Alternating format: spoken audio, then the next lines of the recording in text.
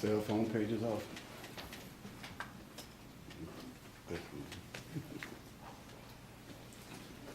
So may our little gathering today be blessed,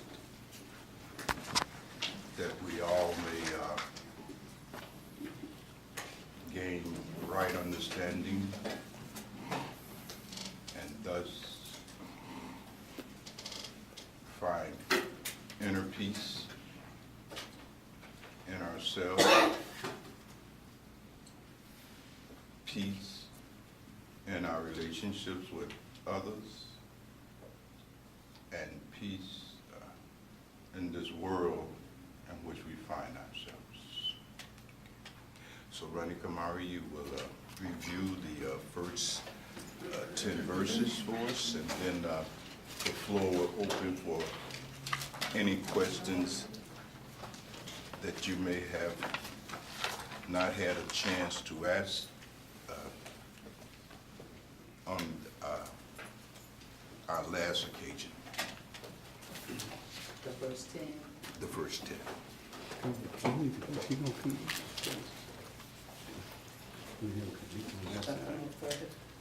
Yeah, you can drag your chair, drag your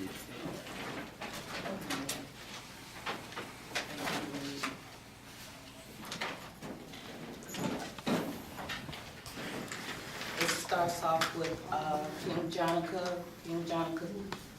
King Janaka says, how is knowledge to be acquired? How is liberation to be attained? And how is dispassion to be reached? Tell me this, sir. And Ashtavakra responds by saying, if you are seeking liberation, my son, shun the objects of the senses like poison. Practice tolerance, sincerity, compassion, contentment, and truthfulness like nectar. You do not consist of the elements, earth, water, fire, air, or even ether. To be liberated, know yourself as consisting of consciousness, the witness of these. If only you will remain resting in consciousness, seeing yourself as distinct from the body, then even now you will become happy, peaceful, and free from bonds. You do not belong to the Brahmin or any other caste. You are not at any stage, nor are you anything that the eye can see. You are unattached and formless, the witness of everything, so be happy. Righteousness and unrighteousness, pleasure and pain are purely of the mind and are no concern of yours. You are neither the doer nor the reaper of the consequences, so you are always free. You are the one witness of everything and are always completely free. The cause of your bondage is that you see the witness as something other than this. Since you have been bitten by the black snake, the opinion about yourself that I am the doer, drink the antidote of faith in the fact that I am not the doer, and be happy.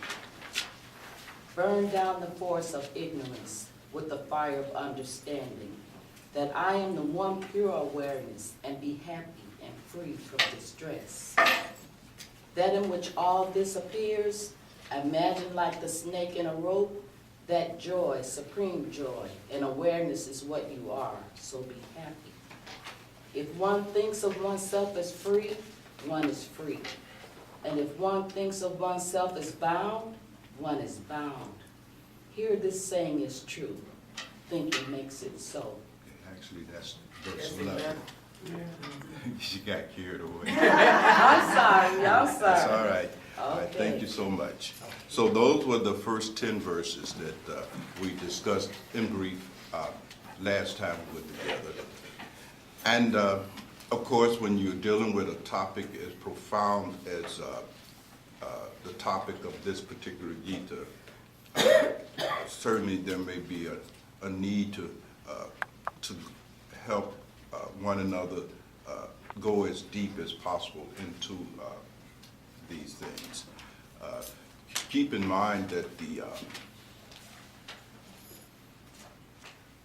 stage of spiritual development that is being outlined in this Gita is a very, very, very, very high stage. It is a level of spiritual attainment that comes only on the heels of a profound sadhana. It is a kind of attainment that is ordinarily reserved for spiritual geniuses, not requiring any of the preliminary preparation that is usually required of us, you see. So you must keep this in mind unless you will start reaching to somehow duplicate this stage without having the requisite foundational preparation, nor the genius that the attainment of such a stage will require of you, you see. It is something to inspire us, to help clarify what our aims on this path should be, you see. We all want to reach that stage that Janaka has reached. That's our aim, you see. But to do so, you have to go through whatever is required of you to close that gap between who you are and who Janaka was, you see. With that said, the floor is open for discussion of anything that has come up for you since our last meeting pertaining to these first 10 slokas. So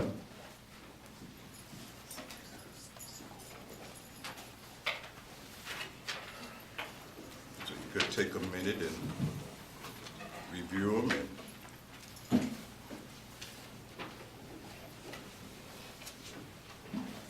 see what comes up for you. The intent is to take our time here. We're not necessarily rushed. Faraji's not around, so we're safe.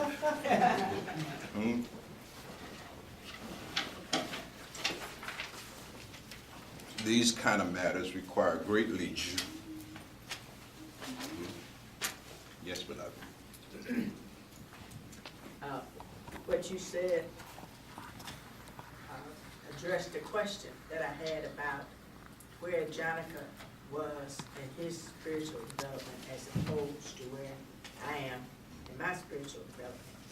And I guess my question, then the story that you told, which helped me see that you know, my expectations or what I think can happen and all these kinds of things have no consequence. I simply must follow the instructions, do the work, and be happy with that at this point. And I was just wondering, since there is this huge gap between where Janaka is and what these sutras are pointing out, and where I am, then it's almost as if when he says when Ashtavakra says to Janaka, be happy, you know, then I would take that as be happy with where I am, because I can't be any place else other than where I am. So be happy with that and continue doing the work helps me to not become frustrated and beat up on myself and all those kinds of things. When the Ashtavakra instructs Janaka and communicate to him the teachings, it is almost as if the happiness that Janaka experiences, sukha bhava, that is a kind of happiness that it's not available to people beneath that stage. That's the first thing. In fact,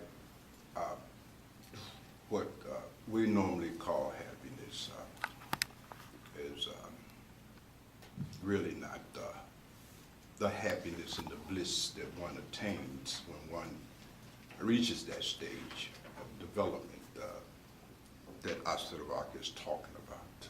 However, your inquiry has a point. When we are able to accept the reality of our condition personally, because everybody has to start the journey from where you're at. Usually when we come to the path, we don't want to be, and we do not want to start where we're at. We want to start from where Janaka is at. Alas, but that is not possible. And because of your efforts to do so will always fail, there's every possibility that you will fall into despair. You follow me? So perhaps, beloved, the lesson to get here is to avoid falling into despair, even though that avoidance of falling into despair is not exactly equal to the sukhi bhava, the happiness of a Janaka. See? But by avoiding that despair, certainly you're able to remain capable of making that effort, you see?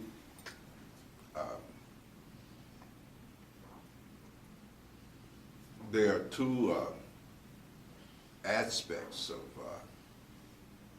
spiritual life and spiritual practice that affect all of us in the beginning stages, you see.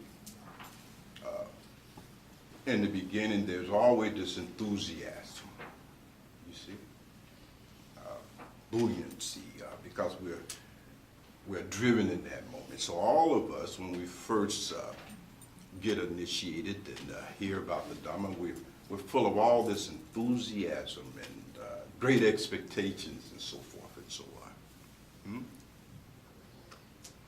That's one side, you see.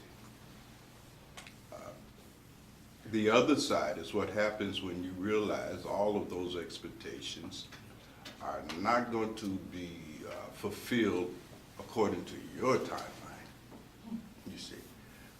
The time you have set aside for the great transformation, you see. And when your expectations and your spiritual fantasies do not become reality for you, then in that moment, one becomes discouraged. Full of despair, feelings of hopelessness and helplessness, you see. And this has to happen, and has happened to every one who has gone from that point in their sadhana to attain what Janaka attained. What is difficult is to make it through that period of one sadhana in practice, where one encounters the reality of where one is really at, you see.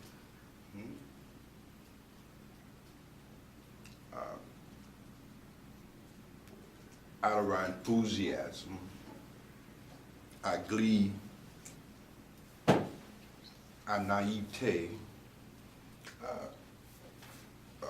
we try to force the mind, senses, to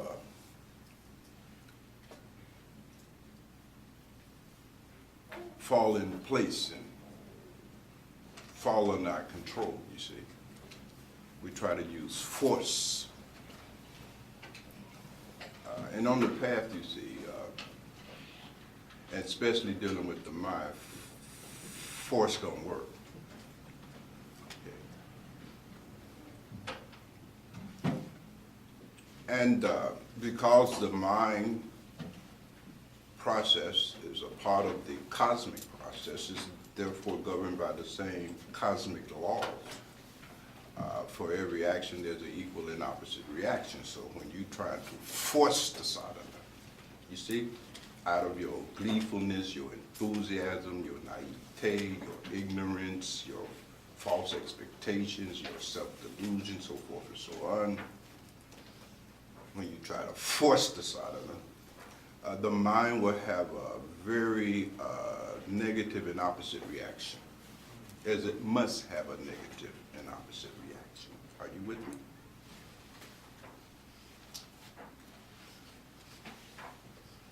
And this negative and opposite rebellion of the mind is what produce your failures, you see, and so forth and so on. And then these failures, of course, makes up the feeling of despair and discouragement, you see, because at some point your mind says, I'm not doing this shit, you see, enough is enough here, you follow me?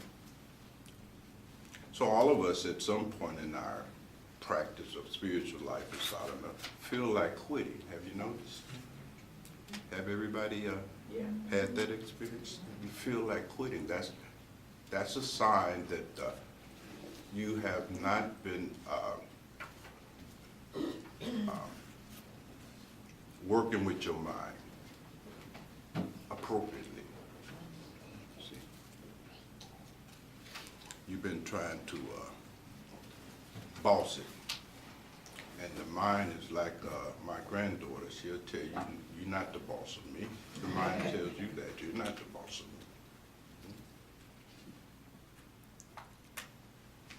So this becomes a dilemma for all of us. And it is an aspect of our spiritual practice that we all will encounter. If you study the lives of the mystics in the greater depths, all of them had to go through that. You see? That dark night of the soul, as they call it, you see, or the fall of the yogi. You see, many different metaphors have been used to describe this impasse. You see. For some of us, it comes sooner than for others because it depends on the level of intensity that you have been doing your practice. If you have been really putting your all into it, you've been punctual, regular, full time. You go to satsang, you study, you do everything, and you do it heart and soul. You see, that very often will bring you to this point sooner. Those who have been lackadaisical, half-assing, it may take years before they hit that point. Some, if their sadhana is of a very, very low level of intensity, may never hit it and simply die, you see? Of course, reborn to go through that kind of intensity of practice that will bring them to that point, because everybody has to hit that point, you understand? The Buddha sitting under that bo tree hit that point, you see. But that was preceded by 6 or 7 years of the most intense sadhana. That sadhana is so intense you cannot even comprehend it. You follow me? A sadhana that makes your sadhana looks like a joke. You understand? Buddha pushed it to the limit, you see. The same is the case in all of these mystics' life. Buddha is just an example, a dramatic one at that, of the kind of energy that led to his despondency sitting under that tree, you see, which is what he had to go through. He had to find a way through all of that, you see. And we have to do the same. This is a part of the psychodynamics of spiritual practice. There's a psychodynamic involved in this process, as well as an esoteric and metaphysical process. So, Buddhadasa, the question now becomes, how do we get out of that trap when we fall into it, you see. What is the safeguard that the mystics recommend to us to protect us from becoming stuck? Because some people become stuck in that state of hopelessness, helplessness, that in spite of their best effort, they've done everything, at least in their mind, that the Guru said, and they read all of the books, and still nothing has happened. They've obtained nothing, you see. And they become stuck in that disposition, and very often fall off the path, so to speak. They're done with this thing, you see.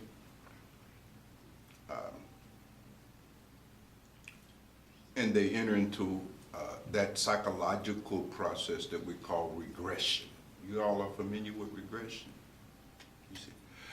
Whenever you have a goal that you are unable to reach as a result of your best efforts, and you fall into that state of despair, hopelessness, so forth and so on, psychologically one will regress, one will pull back. So I couldn't achieve A, so I go to plan B. And again, if plan B is outside of your ability to attain, then you got plan C, et cetera, et cetera.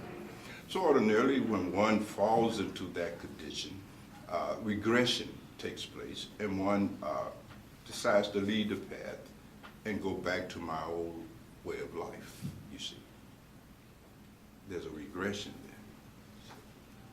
But very often, that old way of life is no longer possible, you see. Too much water has flowed, too much Dharma has been heard. Because once you are given this vision of the possibility of your life, you can't destroy that vision, you see. So you try to go back to your old way and your old accustomed way of life, but the vision, that seed has been planted, and you're no longer able to really derive any real satisfaction, you see, if you are even able to re-enter that kind of life you had prior to the practice of spiritual life in sadhana, you see. And so the regression goes even deeper now, you follow me? And very often that deeper level of regression opens up the floodgates for the senses. And the senses just take control of you, you see. That's the danger of that kind of dilemma, you follow me? Because you have been suppressing by force the impulses of these senses. And when your hopelessness and helplessness causes you to no longer make that effort because it has been pointless for you, then the senses rush back in, you know, and take total control of you, you see, regresses you. That's one possibility. If not regression, then there's displacement, you see. A kind of substitution. You try to make other things in your life equal to the Dhamma. You follow what I'm saying? You try to elevate your duties and roles in the world to the level of importance of the Dhamma. You see, you have given up on attaining self and God realization as being the ultimate accomplishment in human existence, and you have displaced that importance down to if I can get my kids through college, and you make that try to function as the ultimate attainment in life. You follow me? Or so forth and so on. You try to elevate your attachments to the status of enlightenment. And that's displacement. I'm not going to exhaust all of this, but I wanted you to get a sense of where we're going.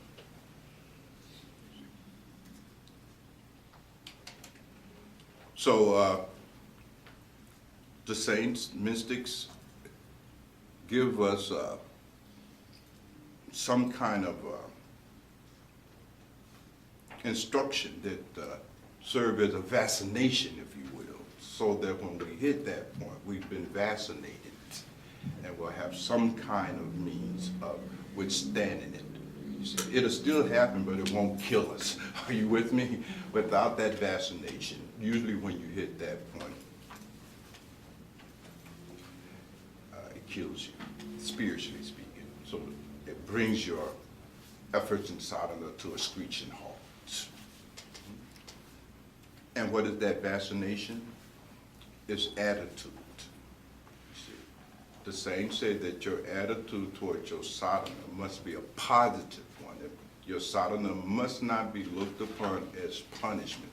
There is nothing punitive associated with sadhana. Are you following my argument? It is not an imposition. It is not a torture. It is not something that you're being punished with. You see?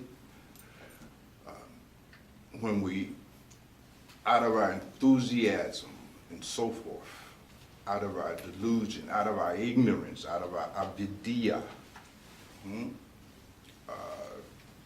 begin our pursuit on the practice of spiritual life as sadhana, we see all of those instructions, like you're reading here, as punishment, you see, as a restriction on our freedom and so forth and so on. And so we start feeling that this is punishment, you know, the guru trying to make me get up every day on time, regular, punctual, I got to do all this. I don't want to do that. There's a kind of unconscious rebellion going on simultaneously as you're trying to practice, because you don't have the right attitude, you see. And the mind does not submit to being punished. You see, nobody wants to be punished. You follow me? So the mind is like a person being punished, being threatened to be punished if they don't do something. You know, like when we're growing up and being raised, and our parents said, well, if you don't do this, I'm gonna whoop your little butt, and so forth and so on. So we're given all these rules to follow, just in the ordinary course of our development, you see. Don't do this, don't do that, don't go over here, don't do that, do this. Never being given any kind of explanation as to why you shouldn't do this. You just don't do it because I said so. You follow me? And that's the end of that. So we have been conditioned in our psychological development by a onslaught of do's and don'ts, yums and the yums, you see? And so when you run into the yums and the yums that are associated with the spiritual process, you see, as articulated in the Yoga Sutras by the sage Patanjali, you all know those yums and the yums and so forth. Our psychological reaction to these yums and the yums, these restraints, is pretty much the same as our responses to the instructions of our parents during our childhood, you know. And if we would show any reluctance to do that, we were threatened with punishment. If you don't do this, I get my belt off, I'm gonna whoop your little ass, you see. I'm gonna punish you if you don't do this. So, of course, as soon as you hit adolescence, you're big enough to rebel against all of that, you know. So the mind eventually rebels against you're trying to punish it with sadhana. So if your attitude then, beloveds, is one of punishment toward your sadhana in your spiritual practice, that becomes the mechanism, the psychological and emotional mechanism that produces the dilemma down the road. Are you with me?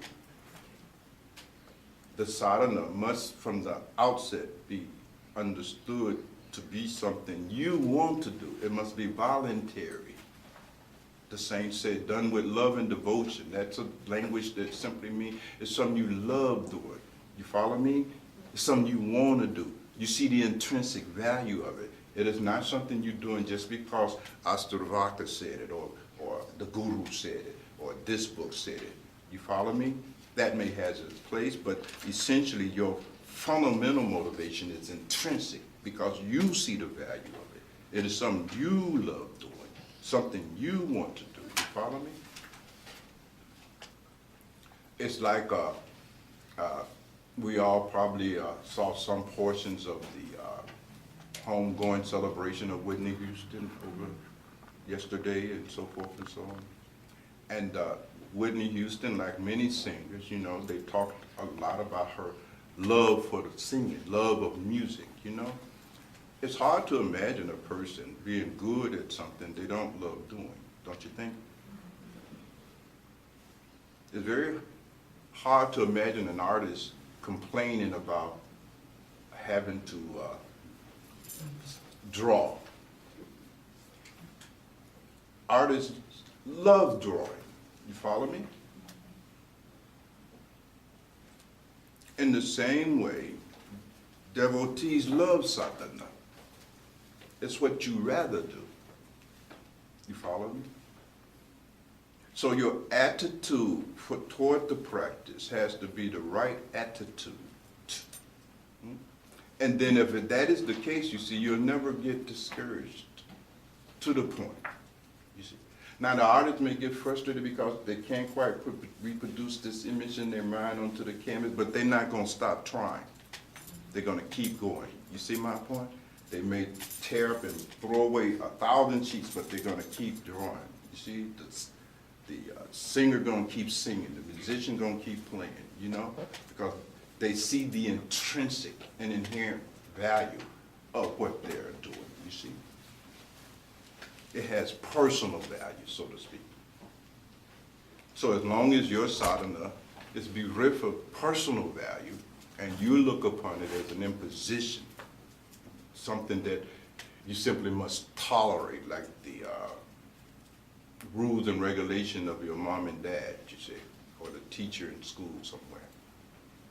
As long as you see your sadhana as being something externally imposed upon you, then to that same degree you will become vulnerable for the experience of despair, just the opposite of what Janaka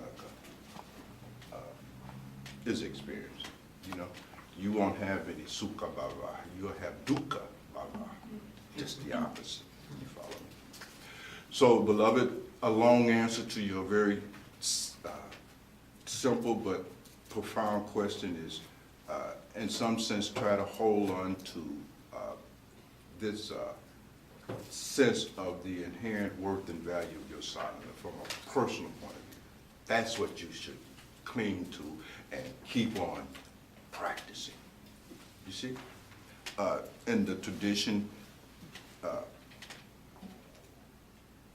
there's this old proverb that says, when the devotee asks, well, how long do I have to do this stuff? Because that's our question too. Almost every one of you in here have asked it. Bhagwan, how much longer? Bhagwan, how much longer? It's like, well, are we there yet? Are we there yet? It's been 5 years, I've done a lot. Am I there yet? Am I anywhere close? I can't get no sense of where I'm at on this thing. I know 10 years are going by. Am I close, Bhagwan? Am I close? Am I making progress? Tell me, tell me. You see? Right.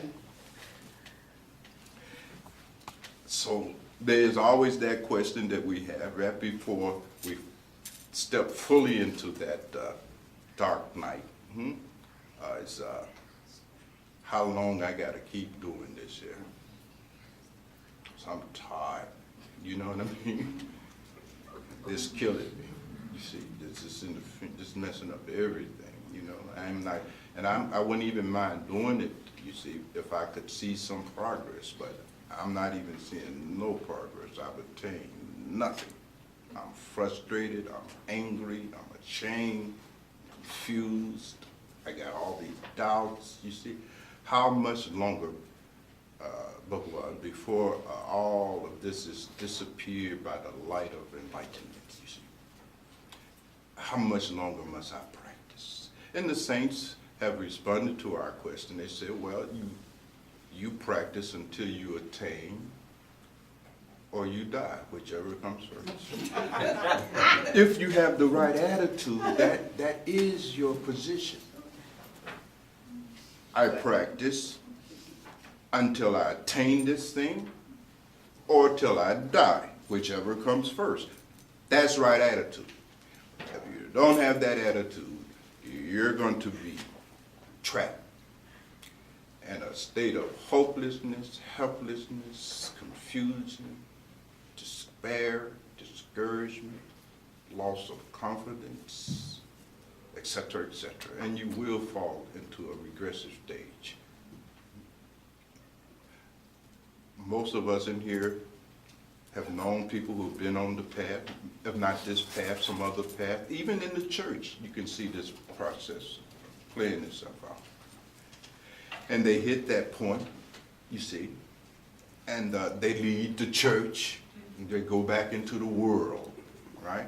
Or they leave this path, or they leave that path. You know what I mean? They take their collars off, and they exit the monastery, and so forth and so on. You see, they regress and try to find their old lives again, or worse. You follow what I'm saying? Or worse. Wrong attitude. But you will only be able to adopt and be governed by this attitude if you have this personal sense of the value and worth of your sadhana, beyond what is being propagandized by the literature or what the gurus say and so forth and so on. You must feel it. You must see it. And if that is the case for you, then you will practice until you attain it, or you will die, whichever comes first. See? It becomes your ultimate value. So that's it. Does that help a little bit? Oh, yeah. All right. Something else? We're here today to take our time, so we're not rushing through this stuff here. Some teachings we have to take our time with, you see, because you have to understand. You have to understand this thing. And to understand this thing is almost impossible for the ordinary mind. This was what Buddha was saying in response to those angels and gods, as the story goes, that was trying to encourage him to teach. And the Buddha was saying, this stuff has got bitter. This has got bitter. This is too deep. Too deep. He says, those who would hear this thing would have to almost be a Buddha themselves to understand it. This thing is deep. Difficult to understand. But nevertheless, you must make every effort to understand it. Because understanding becomes the foundation of this whole process called self and God realization, you see. And so we want to take our time, you see. Leisure must be possible in order to go deep into these matters, you see. Can't get this kind of profundity and depth on the run. You follow me? You can't get it once a month or every other week. You see, leisure is required. Silence, solitude, time. So we can take our time with this. We're not here to rush through this here. You are not able to understand these 10 slokas, or for that matter, even one sloka, how will you understand the rest of them? Because they get progressively deeper and deeper and deeper. We only on sloka number 11 in chapter 1. We still got 20 more chapters. One of them with 100 sloka minutes. You looked at this book. So this thing was taught over a series of years. and only taught to those who had the right attitude. This Ashtavakra Gita and the teachings embodied in them picks up where Patanjali leaves off. You follow me? This is not yoga. This picks up where yoga ends. Try to understand this. In some sense, it's an alternative to that long-drawn process that makes up yoga. You see, with yoga, there must be the first, the practice of and mastery to some extent of the yamas. And then there must be practice and mastery to some degree of the niyamas. Is that about right? And then there must be practice and mastery of asanas. Gotta learn how to sit. You follow me? For a requisite period of time. You see? Here's an interesting thing. With asana, the asana level of yoga, and the process outlined in the Yoga Sutras by the sage Patanjali, this asana was expected by the Guru to take at least 5 years for the novitiate to even get to any level of mastery. Now that's 5 years of being regular, punctual, full time. 5 years. Then you are moved to the next developmental stage of your life. Try to appreciate that. Try to contrast that with what you thought was necessary relative to the mastery of asana. You see? You have to understand, beloveds. Is this okay? Can I deviate a little bit here? I know that I'm not talking specifically about the contents yet, but there's some things you have to understand first, even to have a glimmer of a possibility of understanding this here. This is the Mahagita. This is profound. This is Sogayi. This is knowable only to the wise. Unwise, unpracticed people, you cannot even understand this. Yes, you'll memorize it, but you won't understand it. This is more difficult to understand than how the galaxy came into existence. You follow me?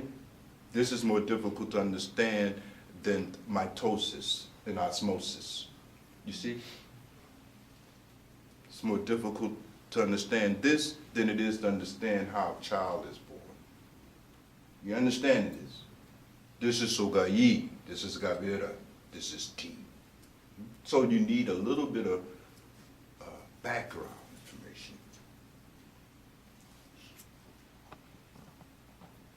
The African sages and mystics said that the first order of business in the life of everyone who will embark upon the spiritual path is to get your life in order.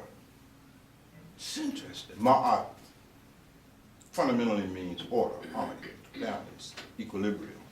You see? And this is said because the whole universe is in order. When you look up and around you in nature, this is all order. Nothing's happening in nature accidentally. That's order. Sun, and the planets revolving around it, that's order.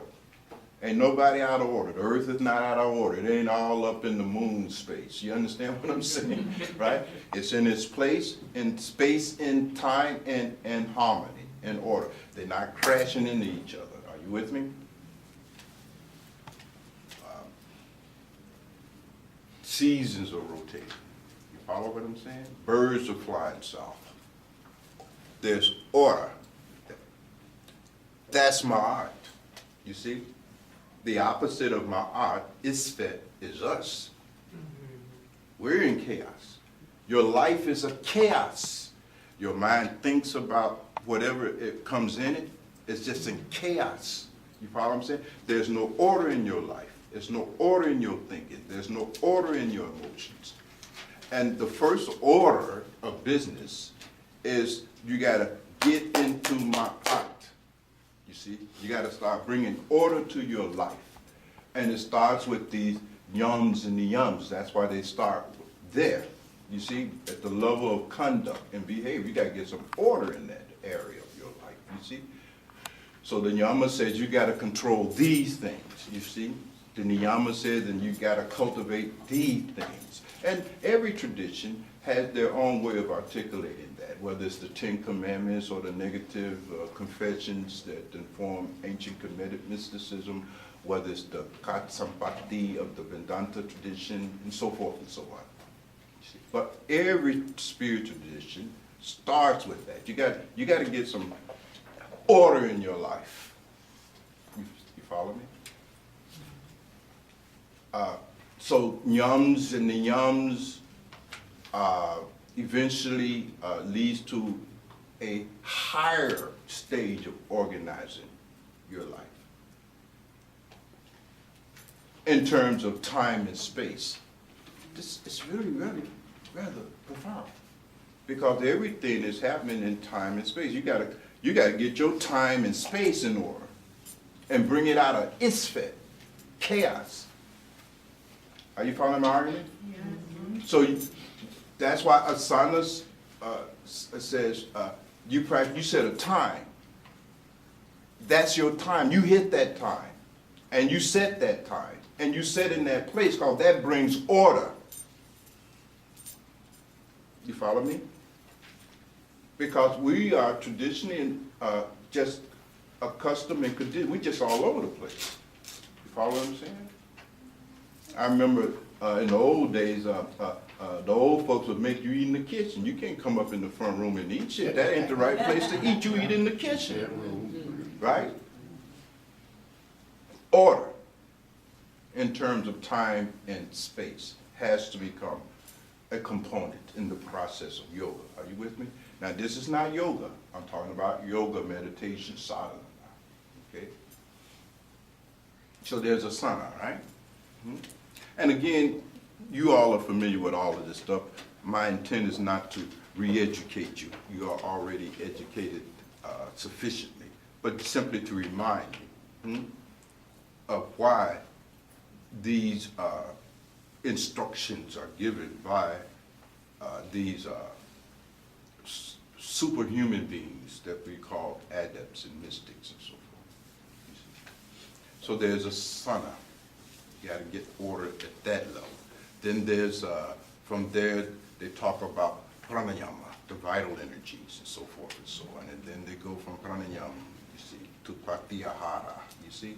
Then to dharana, concentration. Then dhyana, you see, meditation. And then samadhi. You follow what I'm saying? But all of that is something that requires more than you can possibly conceive of a human being. And it ain't beanbag. You follow me? And we all have to start that process from where we are. Wherever that is. Wherever you are, that's good enough. You just start from there. But you will have to go through this process. But to make it through that process, you're going to have the right attitude. Because again, without the right attitude, you start saying to yourself, well, you feel as if the practice of compassion and goodness and patience for others, you start feeling like that's a torture, an imposition. Why are you trying to make me be good? You follow what I'm saying? You don't see the value in goodness. You don't see the value in the moral, ethical instructions given to us. You see? It feels like an imposition on us to be kind, to practice those virtues. Are you with me? Because wrong attitude. Wrong attitudes are the product of the lack of understanding. That's why I spoke this invocation today, you see. Dijo yanar prokastayat simply means, may we have right understanding. That's the whole key to this process. May I have right understanding. Because from right understanding comes right attitude, right intention, as the Buddha called it, or right resolve. From right resolve come right actions, speech, etc., all the way down the line, you see. But it starts with that right view, you see. Diyo yada prokastayat. May I have right understanding, you see. That's why we come to satsang, you see, to get right understanding. Not here for status and socializing. That you can do anywhere, you see.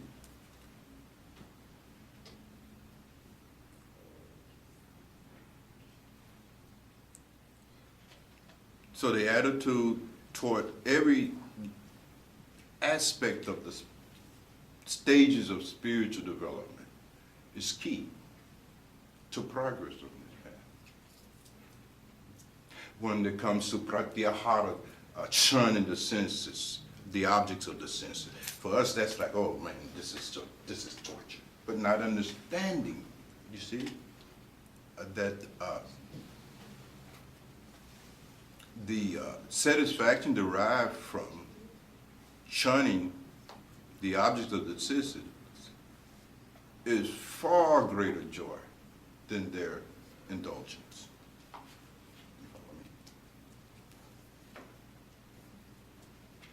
You see the value of that, you see.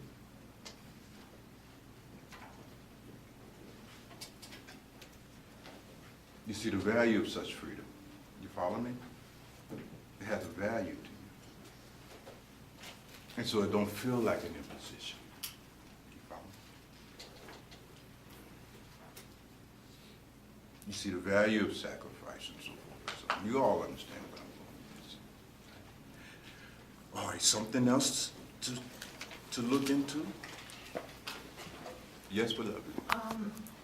One slogan says, if one thinks of oneself as free, one is free. And if one thinks of oneself as bound, one is bound. Here this saying is true. Thinking makes us so. This is number 11. Yeah. So we through with the first 10. Are we that's through? We not can, bad. we can go there. Does anybody have anything about the first 10 slokas that you want to address? If not, I don't want you to feel tortured. You see, we can move on to 11, but I wanted to give everybody a chance, and some are still looking them over, pondering them, and so forth. So if you can grant them a few more minutes, beloved, and then I'll be more than happy to address your inquiry relative to this particular sloka. So take a minute, look them over, see if something leaps up for you.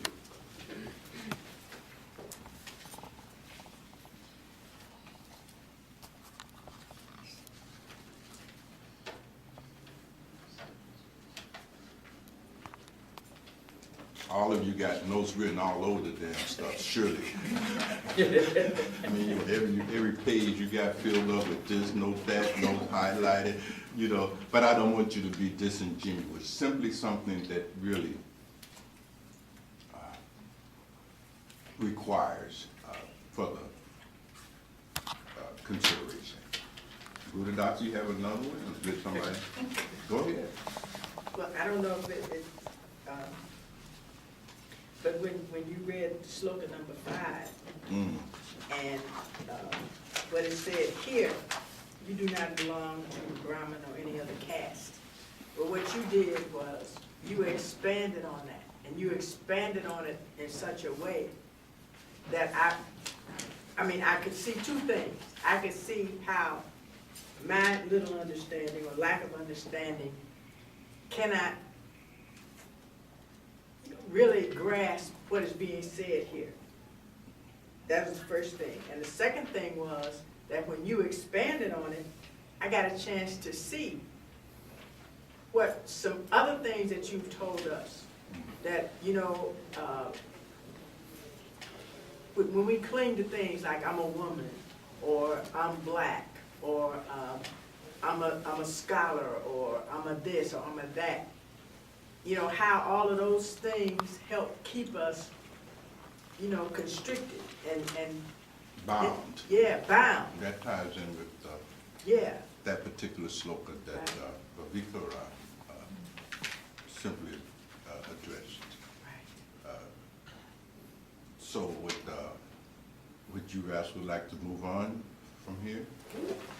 And Well, I have a question about one. okay.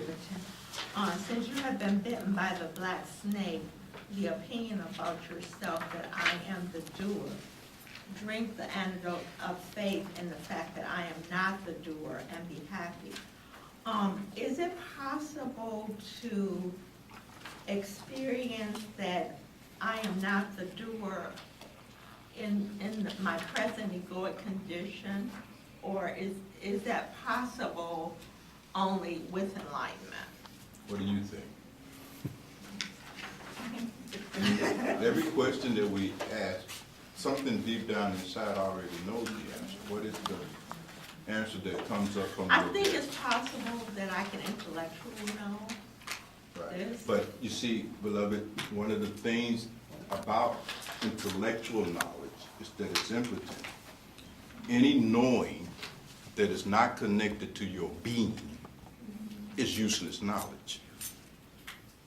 Do that make sense to you? You understand what I mean by being, right? So one of the standards that we have to embrace for our own integrity is to do what is required in order for any kind of knowing that we have to become connected to our being. If we do not do that, that you simply will go on collecting a lot of knowing and knowing and knowing, and you start knowing everything, but your being won't be expanding. And thus, the knowing has not served you. Quite the opposite. You see, the knowing has deluded you. You follow me? So that's a kind of integrity that we each have to bring to our own sadhana, because sadhana does require a degree of integrity. Why wouldn't it? You follow me? So ordinarily in the academic or intellectual arena, we study things because we really want to know. I really want to know how to do it, math. I really want to know how to do this thing. I really want to know in that sense. You follow me? You just don't want to be able to mimic and all of that. There's that kind of standard you have for yourself. You follow me? And in the same way, there's a kind of a standard and integrity that we each must possess and bring to all of this pursuit of knowledge. You see? We must have even the right attitude toward the acquisition of knowledge, don't you think? Mm-hmm. See, right attitude is the thread that runs all the way through the process. It's that right attitude. If my attitude toward knowledge is that, well, I could just get knowledge, but I need not connect it to my being. If that's your attitude in your pursuit of knowledge, then you have a wrong attitude, you see? That knowledge that you gain out of that wrong attitude is useless. It will make no difference in your life. It'll not give you more being, you see? So the knowing has to be connected to your being. So you're right, perhaps you can intellectually know it. So what? Mm-hmm. Is that enough to intellectually understand anything? I can intellectually understand that water quenches thirst, but that intellectual understanding that water quenches thirst does not quench thirst. And my problem is, I'm thirsty. Are you with me? And it's good to know that that's the thing that I need to get in order to meet that need. That's good, right? So the knowledge is good. But now that knowledge got to be made active in my actual life. It must become assimilated. You follow me? And then that knowledge has served me, right?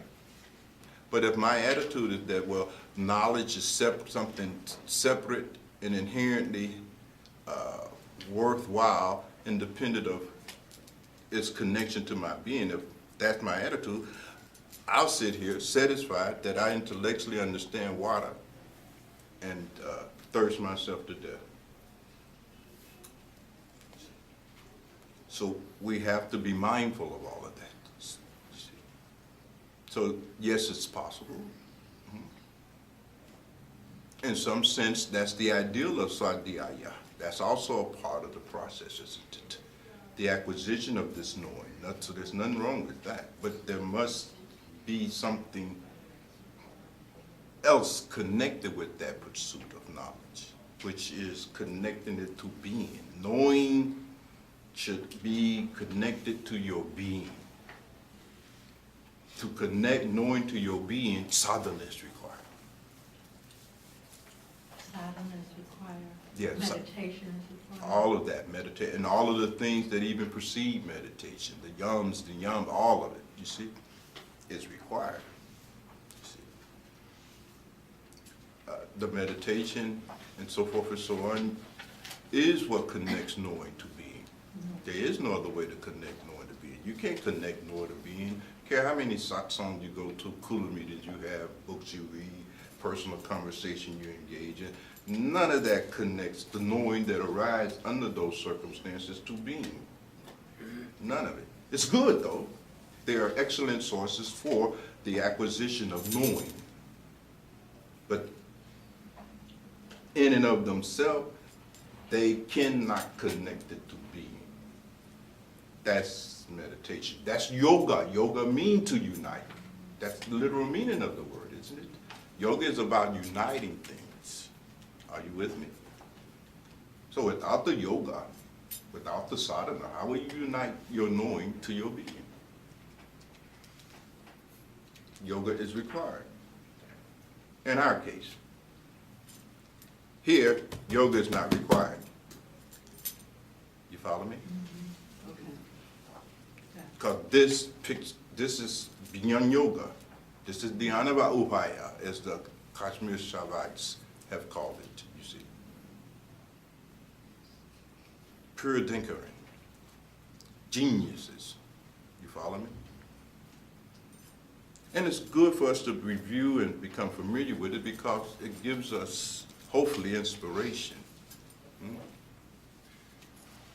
Something else to say about that one, beloved?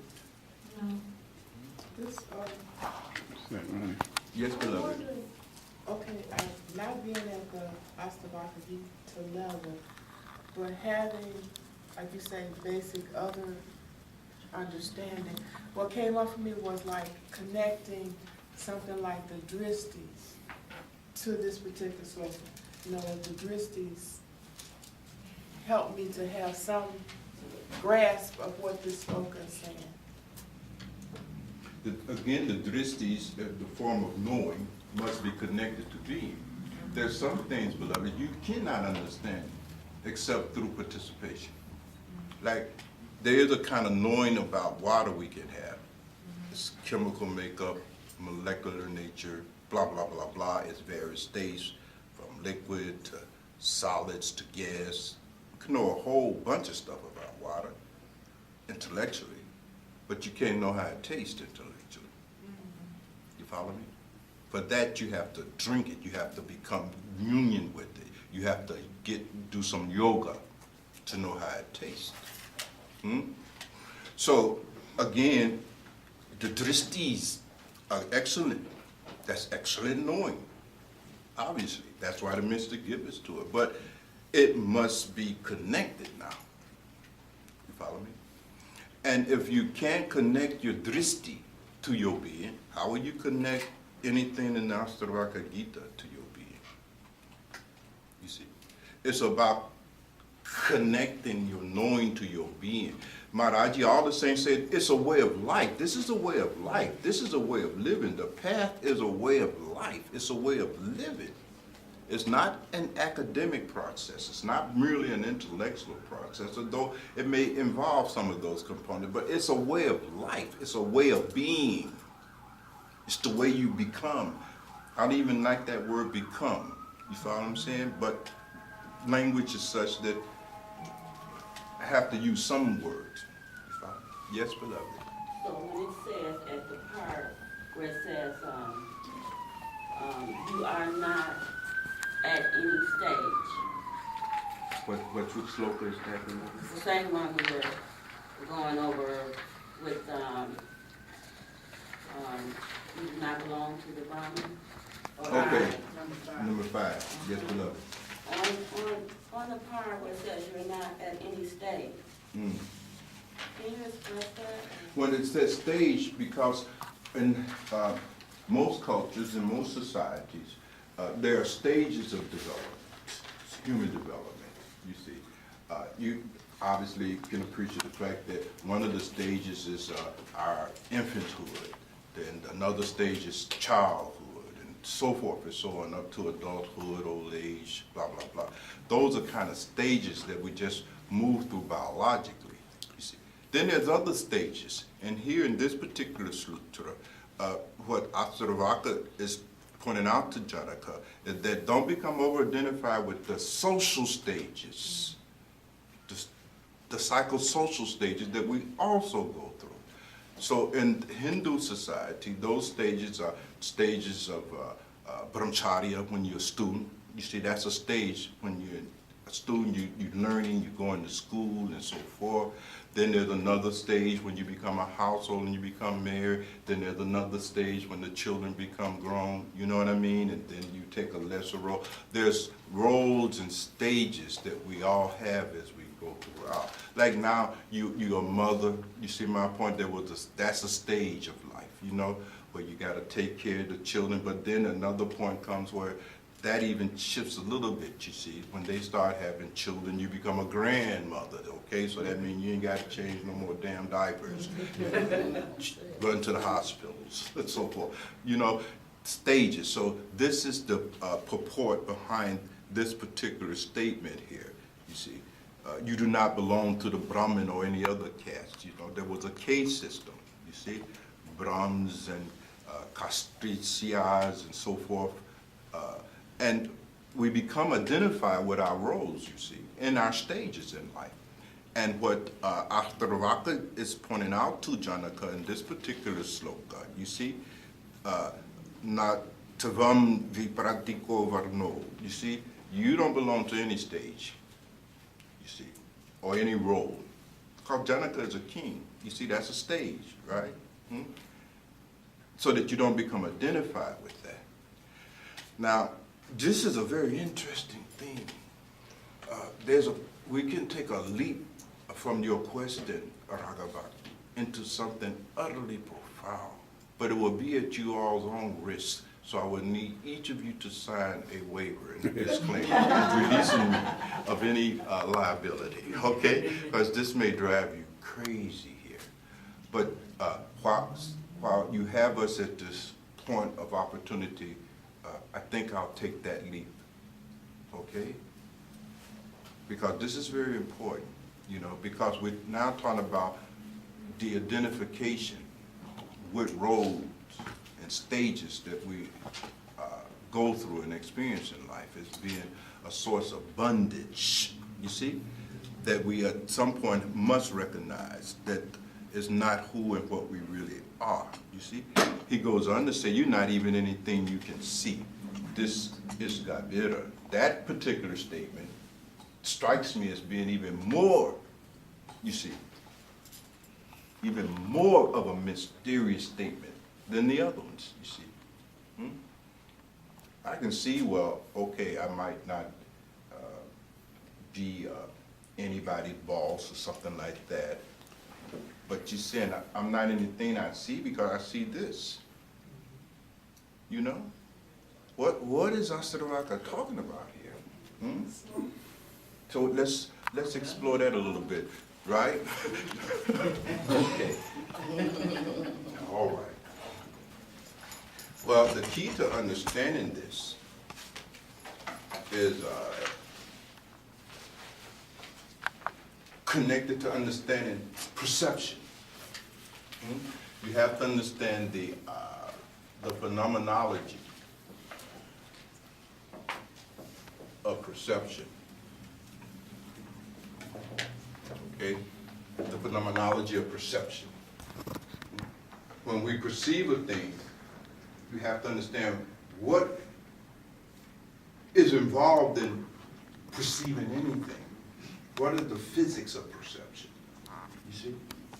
What's actually happening? And what is perceiving? We know that there's a subject that perceives an object, no matter what the object is. In the phenomenology of perception, there's always the subject who is perceiving, the percipient, right?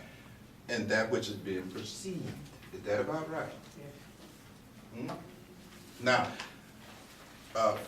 for our purpose of discussion, we'll bypass a great deal of this and try to get to the heart, because there's so much involved in trying to shift your gestalt, how you even understand what you're seeing and how you see.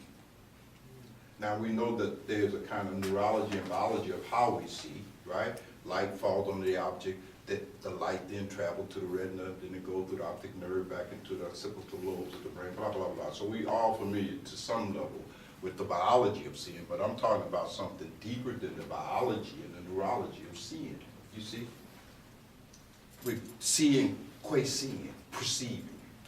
So, what we will understand when we go into this is that the mind, right, and there's senses, right, and then there's objects. So what happens, you see, is that the senses contacts an object and takes the shape of the objects. That's how you get the image in the occipital lobe. Are you following me? It's like a camera. When your attention, when the senses, seeing, touching, tasting, when they contact an object, they take the shape of that object. Try to appreciate that now a little bit. It's like this water, when we pour it into this bottle, takes this shape. If I pour this water into a different kind of thing, it'll take that shape. Are you with me? Your senses takes the shape of whatever object that the senses contact. Okay? So far, so good? That's deep right there. Okay, I'm done. Thank you very much.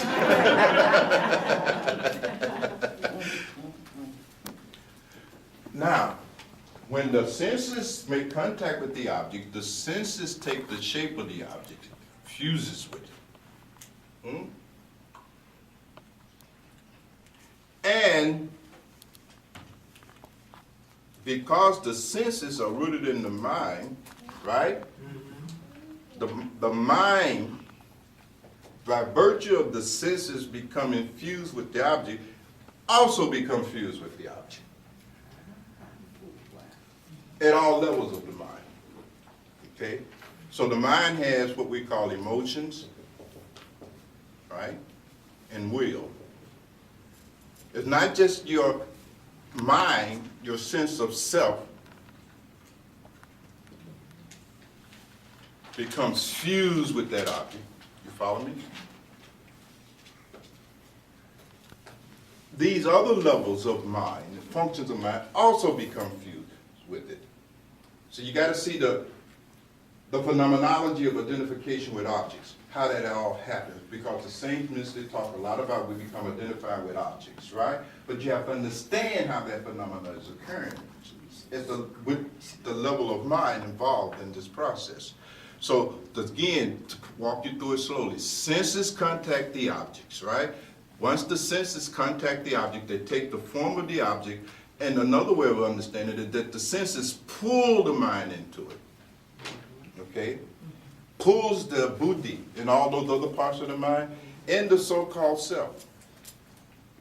The senses hit an object, takes the shape of the object, the emotions are pulled into that identification, the will is pulled into that identification, and consciousness itself is pulled into that same object.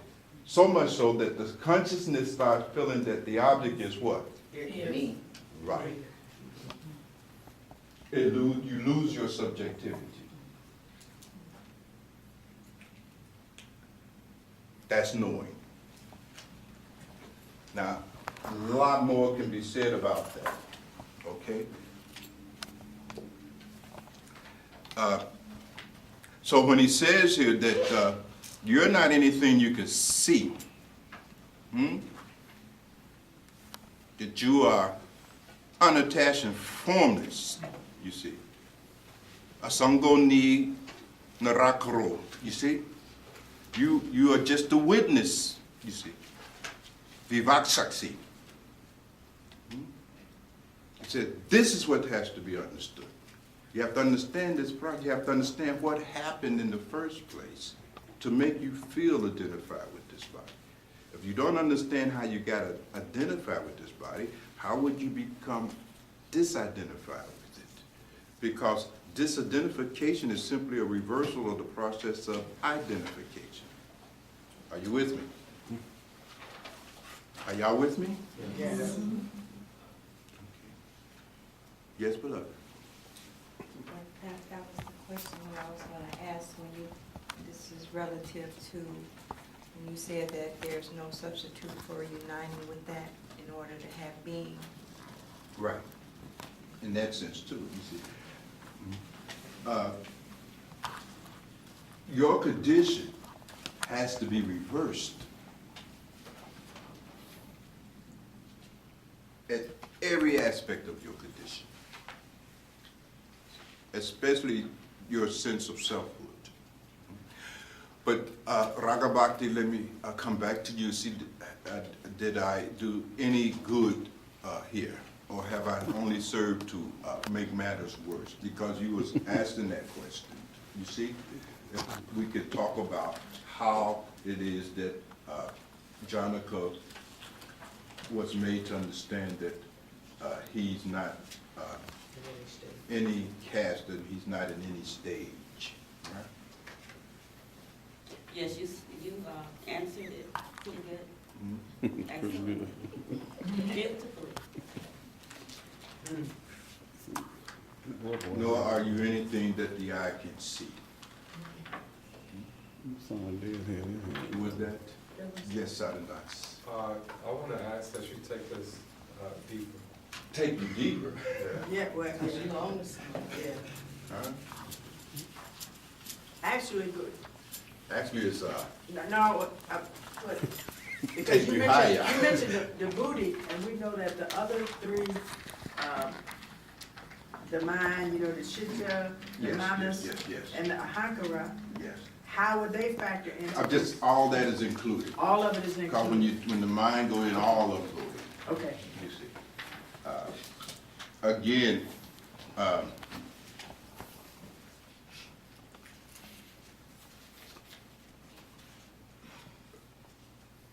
if you examine anything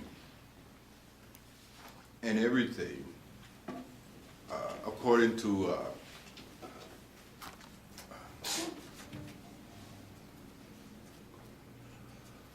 spiritual teachings and spiritual science, it speaks of everything being composed of tattvas. the 5 tattvas. Everybody know what those are. Ether, air, fire, water, earth. Everything is composed of those 5 tattvas in various degrees. And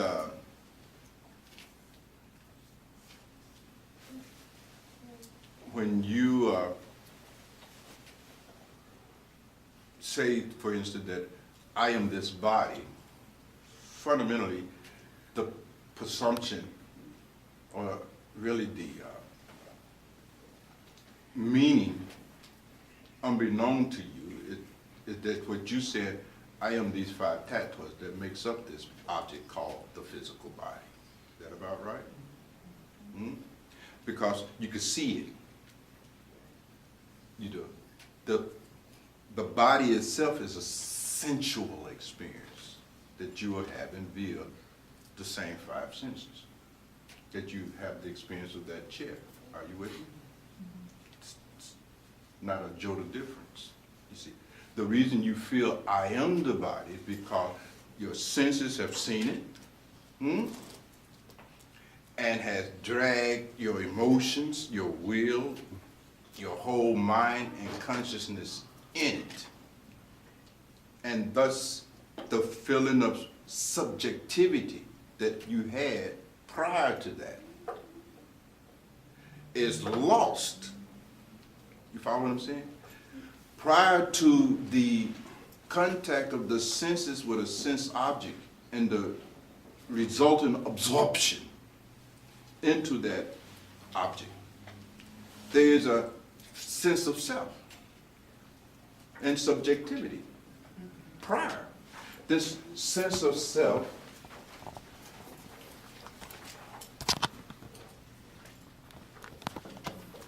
is called the Atman.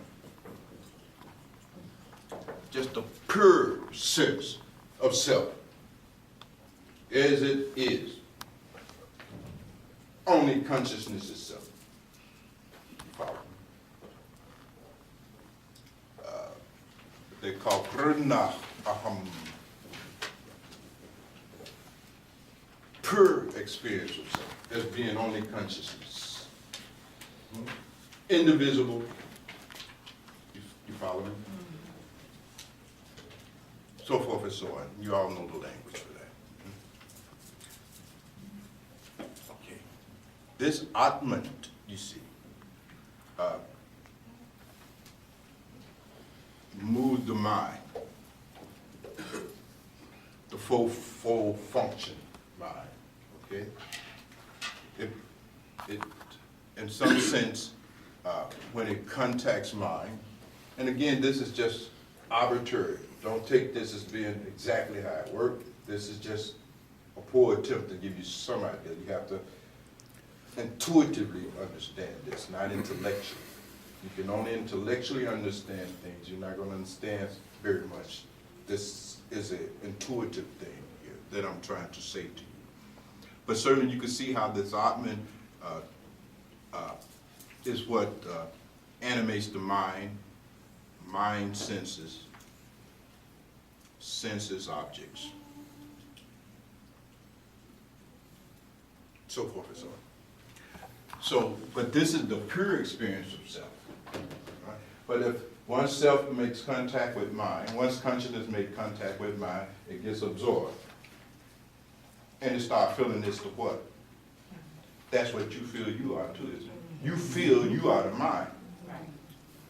More fundamentally than you feel you're a body. Is that about right? Yes. You feel you are all of this mind stuff as well. The emotions, the will, the intellect, the opinions, the blah, blah, blah. Right? So already there's a drop here, right? Now, this Atman that has become identified with the mind, that's ego. Okay? Ego is a part of the mind, right? This mind stuff, now, is what animates senses.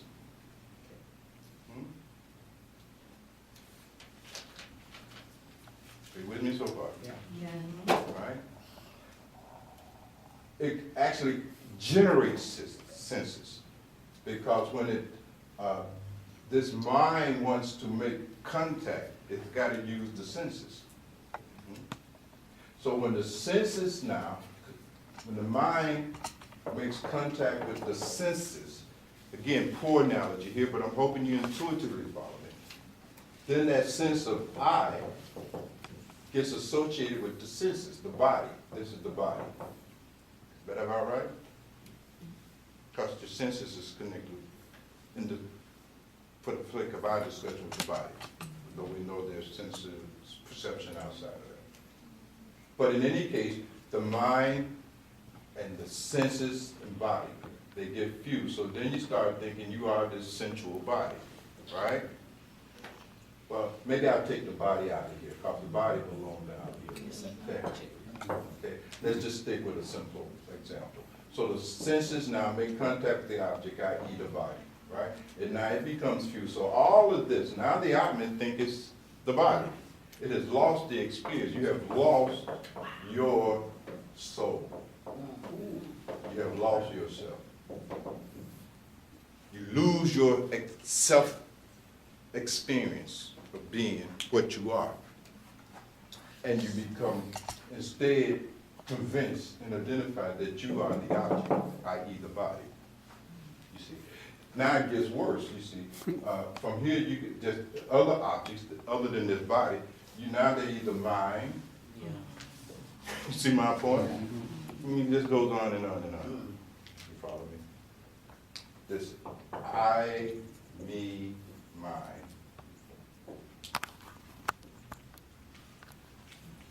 Something like that.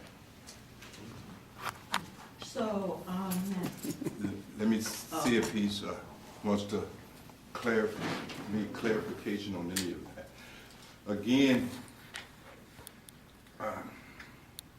what I'm trying to say, beloveds, is that when we talk about controlling mind, when you talk about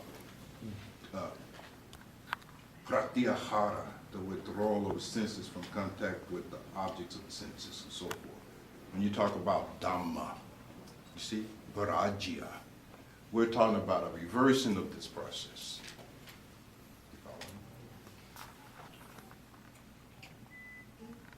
Now let me get back to a little bit more of what we're saying about the tattvas. I was telling you that because of this process, this involution, as opposed to evolution, this involution of the fundamental sense of self that is Atman, this involuting of that sense of self down into identification with this body.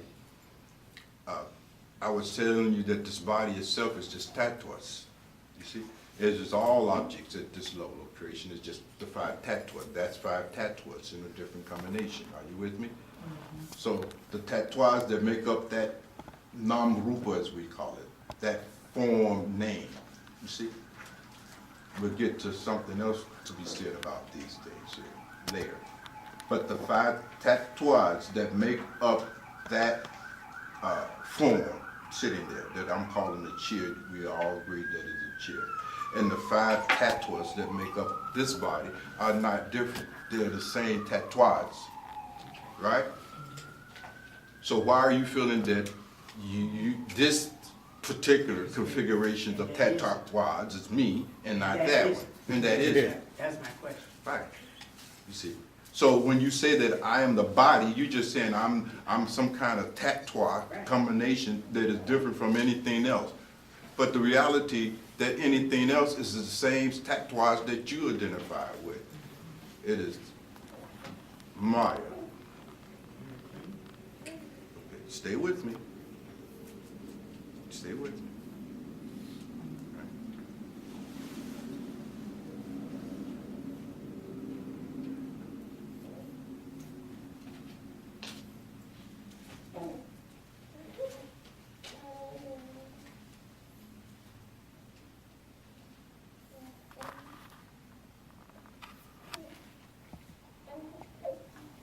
The question becomes, is it possible that you can feel that you are that chair just as well as you can feel that you are this body, which is there's no distinction in the tattvas.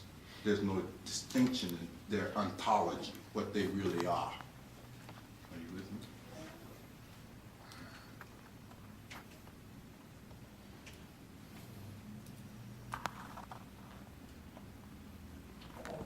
Is it possible to have the experience of self as being everything? The mystics say yes. That's the elephant in the hut. Yeah, it's mind-boggling, incomprehensible, beyond your ability to even comprehend. You can't even draw an analogy of it. Because the mystics say everything is one. Or they say that you are everything, you see. And one of the first statements that comes out of the mouth of Janaka in the next chapter, when he reports what he got out of this encounter with Ashtavakra, or what he's learned from his first session with sage Ashtavakra, he says, Ahol nu Ramjana Santo Buddhu Ham Prakita Para Ikta Vanamanam Kalam Mohinava Vidamantiva. Truly, I am spotless in that peace, the awareness beyond natural causality. All this time I have been afflicted with a delusion, right? He goes on to the next one here, where he talks about the fact, as I alone give light to this body, so I do to the world. And as a result, the whole world is mine, or alternative. Nothing is. You understand what I'm saying? That becomes the realization. Who can understand this except a genius like that? You see? Yes, we could follow a word, we know what this word means, but it's not, that knowing is not connected to your being. You're not able to experience any of that. You follow me? No yoga has occurred. Yes, you can, now you have an intellectual grasp or an intuitive grasp, but that's not equal to being. But we have to have a little something to help us stay the course. You follow me? So this is not a particularly good presentation by my own admission, but you have to appreciate the fact that this is very difficult to language, to discuss. There's certain kinds of things about the nature of human experience, the nature of how the world works, that you just cannot capture in day-to-day language. We resort to math. You see, math is the appropriate language to talk about this. You see my point? If I use math,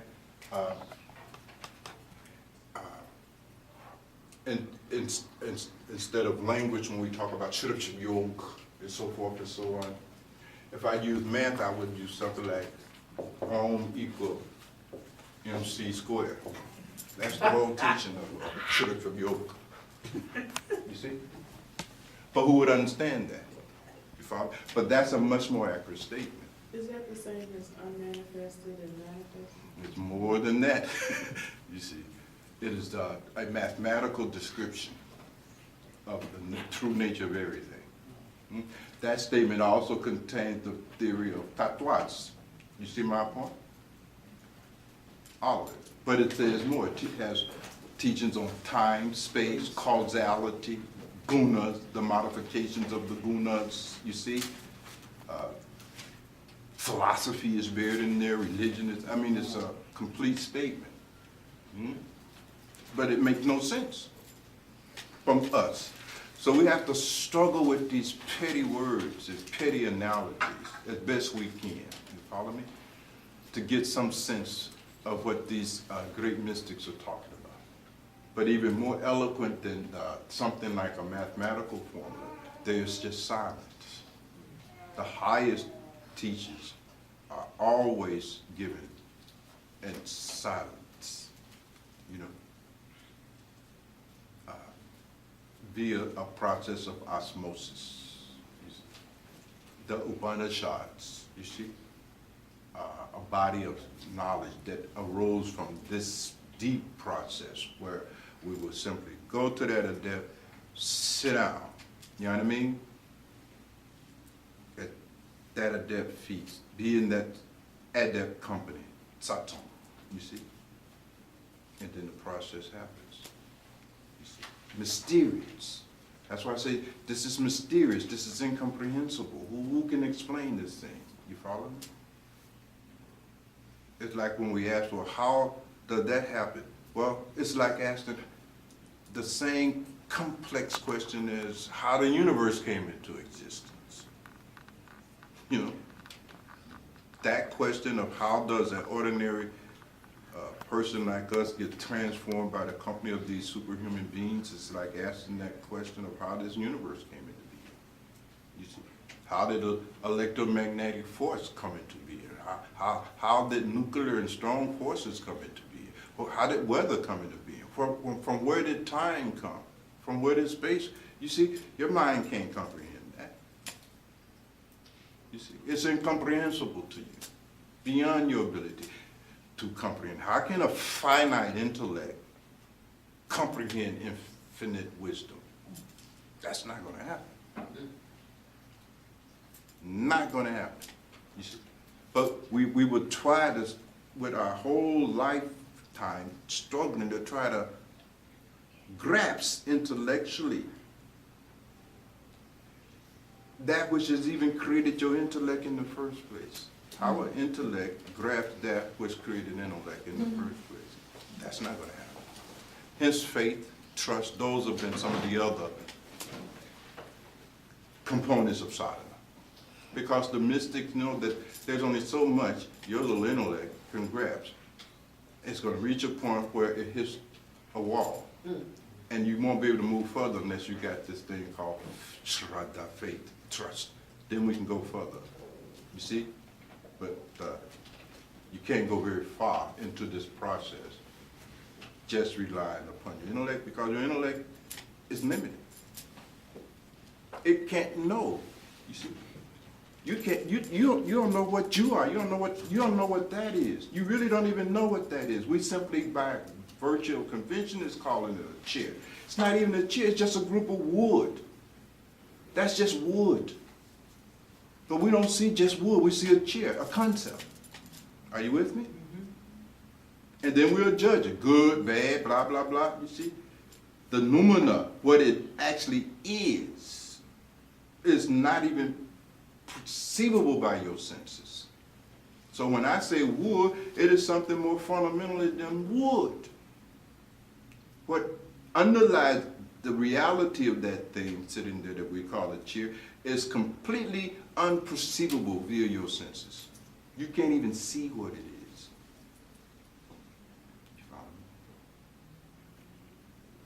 me? You don't know what even a chair is. So how would you know all of these great matters? You follow me? If you don't know what a chair is, you don't have almost any chance of knowing what a mind is. You follow me? You don't know what this is, but you think you can know what that which sees it is. It's not gonna work. Or how it's been seen. Nevertheless, the mystic knows how we are. We abhor a vacuum, so they got to say something in it. You see? But it shouldn't be taken too seriously, right?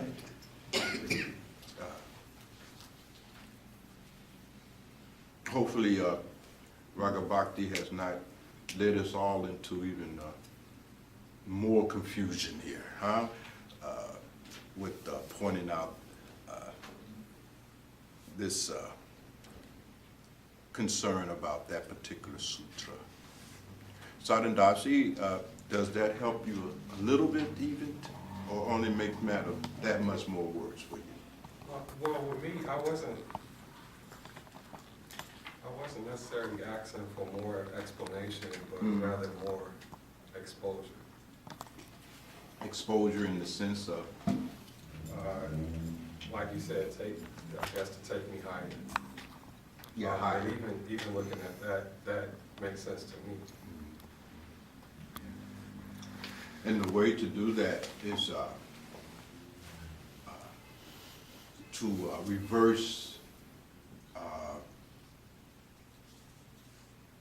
the direction of attention via yoga and meditation, so that one may have a closer experience of one's true selfhood. The selfhood that we experience via our identification with the body-mind is a experience of selfhood that is so far removed from the experience of authentic selfhood that the mystics have almost called it no self. You see, it barely even warrants being referred to as myself.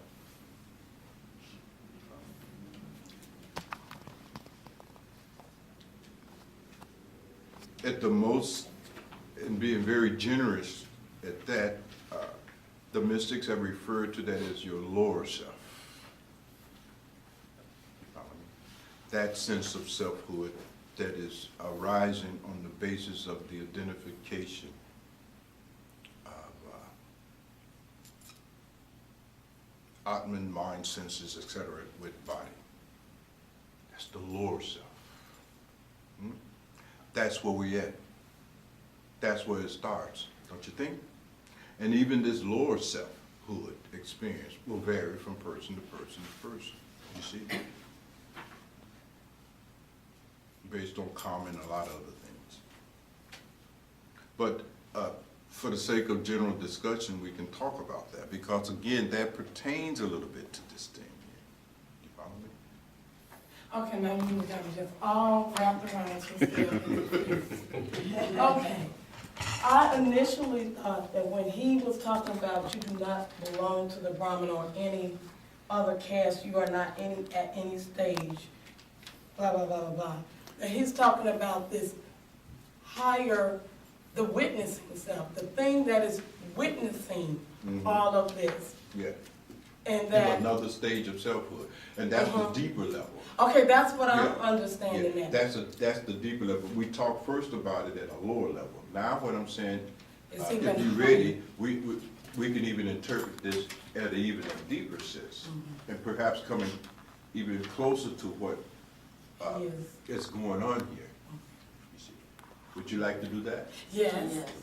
But first, we'll have a commercial. Right.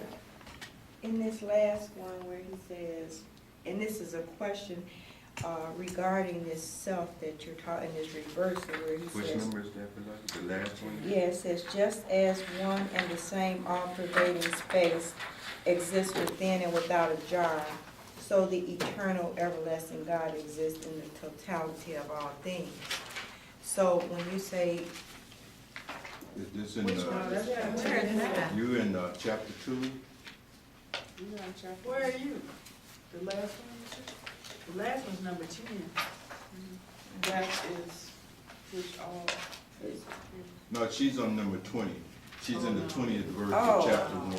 oh, okay. That's okay. Well, no, That's because you okay. said the reversal of the attention has Yeah. to go back. Yeah, So this lower self that you're talking about, this has to be present in order for it to be able to be reversed, or is that just the starting point? well, this particular sloka, number 20, here in chapter 1, that you just read, basically it's again speaking of the nature of Atman and the illusion that you are having that it is confined to this body.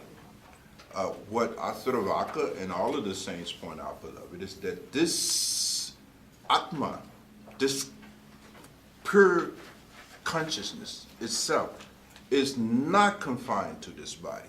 You are having the experience of consciousness being confined to this body. That's an illusion, he says.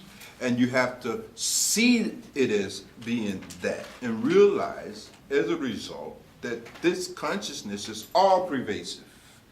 Like the space surrounding a jar, the air in a jar is not different from the air outside of it. You see? You're not just this little air in this jar. You are all this air. You are pervasive in your nature. You're simply flowing through this jar and has become identified with this jar as being the location, source, and the limit of what you are. It's the same fallacy as saying that the only air that is that exists is in this jar, or the only space that exists is in this jar, when there's space all around it. You follow me? This is the argument here that is being put forth by Ashtavakra to help clear up Janaka's illusion, which is our illusions. You see, maybe his a little less, but nevertheless they share some similarity. And that your consciousness, you feel, is located and confined only to this body. And that presumption has to be reversed, if you want to use that language. But what it really means, that presumption has to be transcendent. Now, what Emmy is asking is more of that reversal type of question, you see? So let's talk about the lower self. And then there's the higher self. All right. We're gonna see a movie? That's all right. It's either gonna be up or down. It's the one on the right. Okay. Now we probably can make more. You know, we can go 1, 2, 3, 4, 5, 6, 7, but it just gives being dramatic. Follow me? But let's just use 2 categories, okay? Because we could talk about the lower self, higher self, divine self, blah, blah, blah, but that gets to be too complicated. Let's keep it simple, okay? For now. And maybe we'll use a tripart system, because triparts works well. So let's say lower self,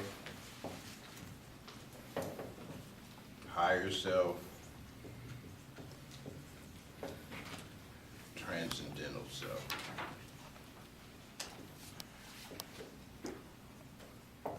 And none of this is particularly accurate. The concept, though, is the same. This is selfhood. Is that selfhood is always the case. You never will get past selfhood. The spiritual process is not the destruction and annihilation of the experience of selfhood. This is very important, because when you have a wrong understanding of your practice, and you're presuming that the more you engage in the practice, the more you will just be destroying your experience of selfhood, the more you will see your practice as punitive, and the more you will resist it, because nobody wants to cease to exist. Are you with me? That's one of the most fundamental principles that governs everyone and everything. Everything wants to exist. What we call everything desires self-affirmation. To exist. So the first metaphysical or philosophical confusion that must be overcome through deep philosophical analysis is the fact that selfhood is not ever going to cease. If it did, you would cease. Atman is an experience of selfhood. Ego is an experience of selfhood. It's just that the ego is the experience of a lower stage of selfhood, whereas self-realization or God-realization are simply higher levels or depths or degrees, however you wish to language it, of the experience of selfhood. But selfhood is consistent from bottom to the top. Are you with me so far? Now, we've talked a little bit about how we have the experience of selfhood, particularly the experience of the lower selfhood, right? We've said that the experience of lower selfhood is the result of the senses contact with this particular configuration of tattvas, right? And because the senses made contact with this particular configuration of tattvas, nam-rupa, you see, it has a name, body, has a form, so forth. And as a result of that contact, the mind and the Atman consciousness has been dragged into this body, literally. The senses literally drags your Atman, your prior subjectivity, it drags it into the object. It's almost like enslavement. It's almost like what happened to us. Somebody caught us and enslaved us, right? And it becomes identified with this object, right? You follow me? There's a kind of psychotic break that can occur in people where they become dissociated from the body and actually start thinking they are a chair. They start thinking they're an inanimate object. We say that, you know, these people are clinically seriously crazy, you know, but nevertheless, the phenomenon is there. They think they're a dog. You see people in cages barking. I mean, they've taken on all of the kind of antics and behavior of a dog. You see, it's really something, you know.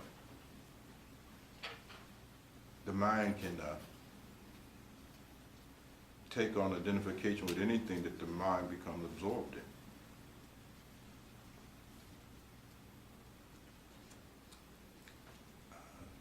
So forth and so on.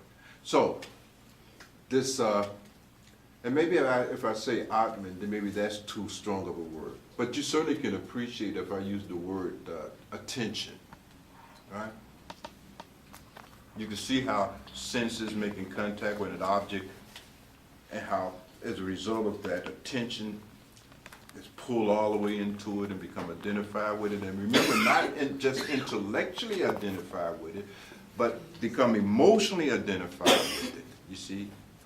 And it's very hard to withdraw your emotions from this state of identification with the body-mind. That's always difficult. See, you can get the intellectual distance, but you can't get the emotional distance. You can't get the psychological distance. You are having, like everybody had, the greatest struggle and emotionally and psychologically disidentifying with this body. That's hard, you see, because you're attached, you see. This is another way of understanding the psychodynamics or the metaphysical dynamics of attachment. How do you get attached to things? What is attachment? You see, so forth and so on. All of these are addressed in this question. So the ideal is that you have to withdraw your attention or consciousness or whatever language you wish from the lower self to the higher self or the higher state of self. Now, to try to understand this here with this, with the descent of the Atman level consciousness all the way down to the body, this direction itself is a kind of, and I should make Anadiji come. Where's Janice? She's not here. She's not here. I spent the weekend going over this here. You have to understand there's forcing. Okay.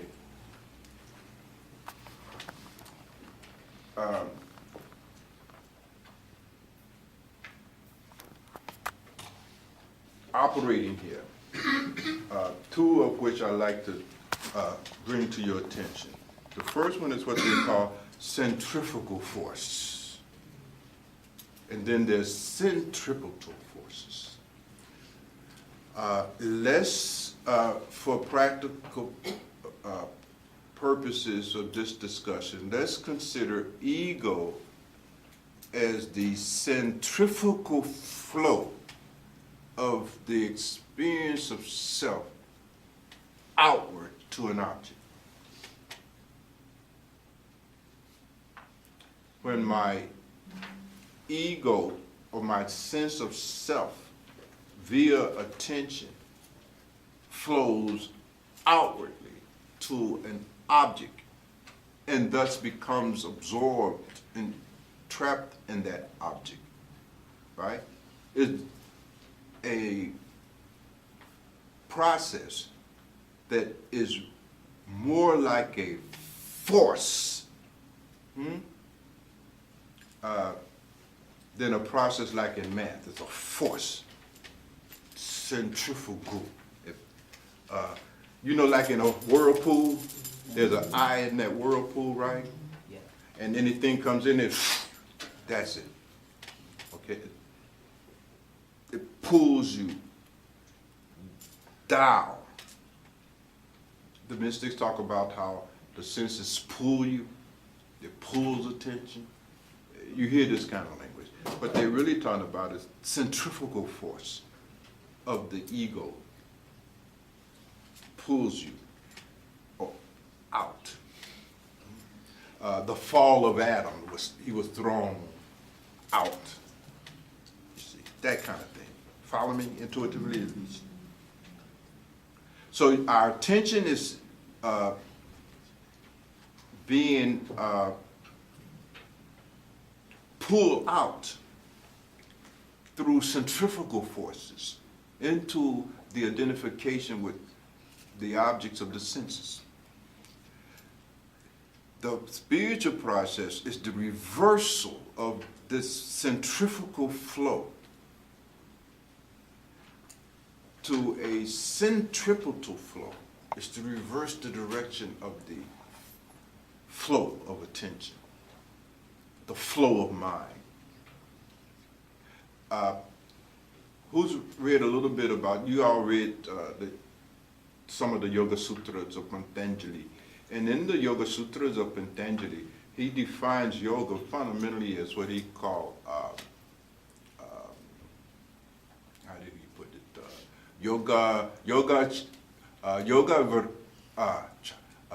Vritti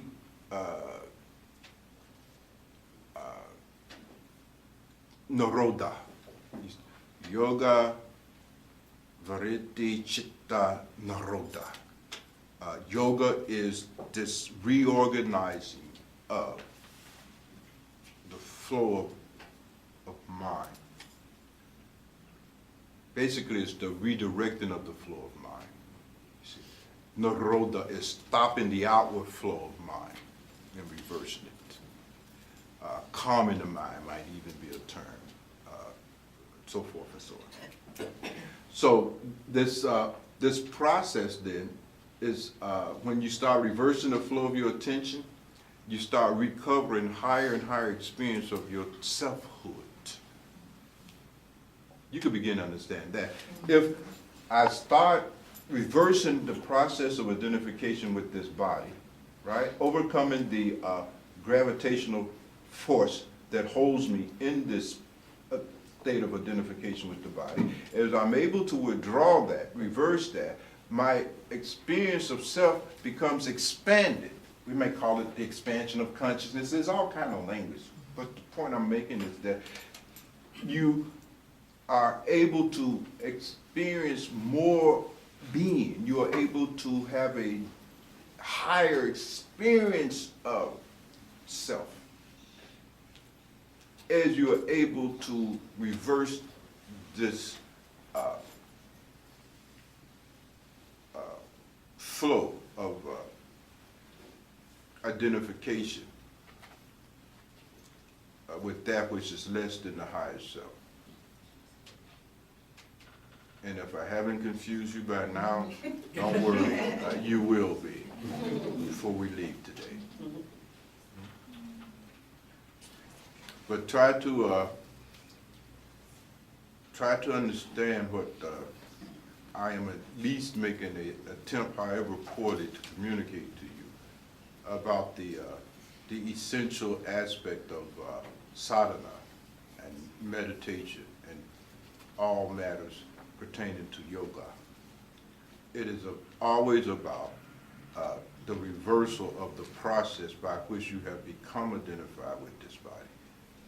Unless you understand the process by which you have become identified with this body, mind, and so forth, and thus, on the basis of that understanding, engage in the reversal of that process, then there's no way out of your condition, out of your low level of the experience of self that we call ego. You follow me?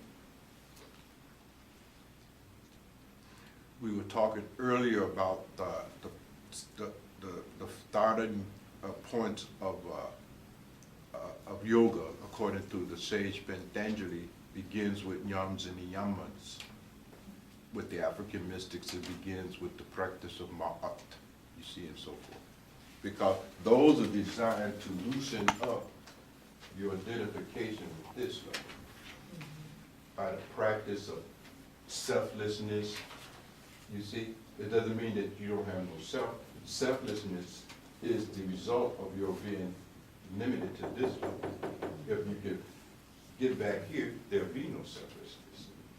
You see, this level, the katsampatis, the practice, samma, dhamma, all of that is to free you from this level of yourself, so that you come to another higher level of self.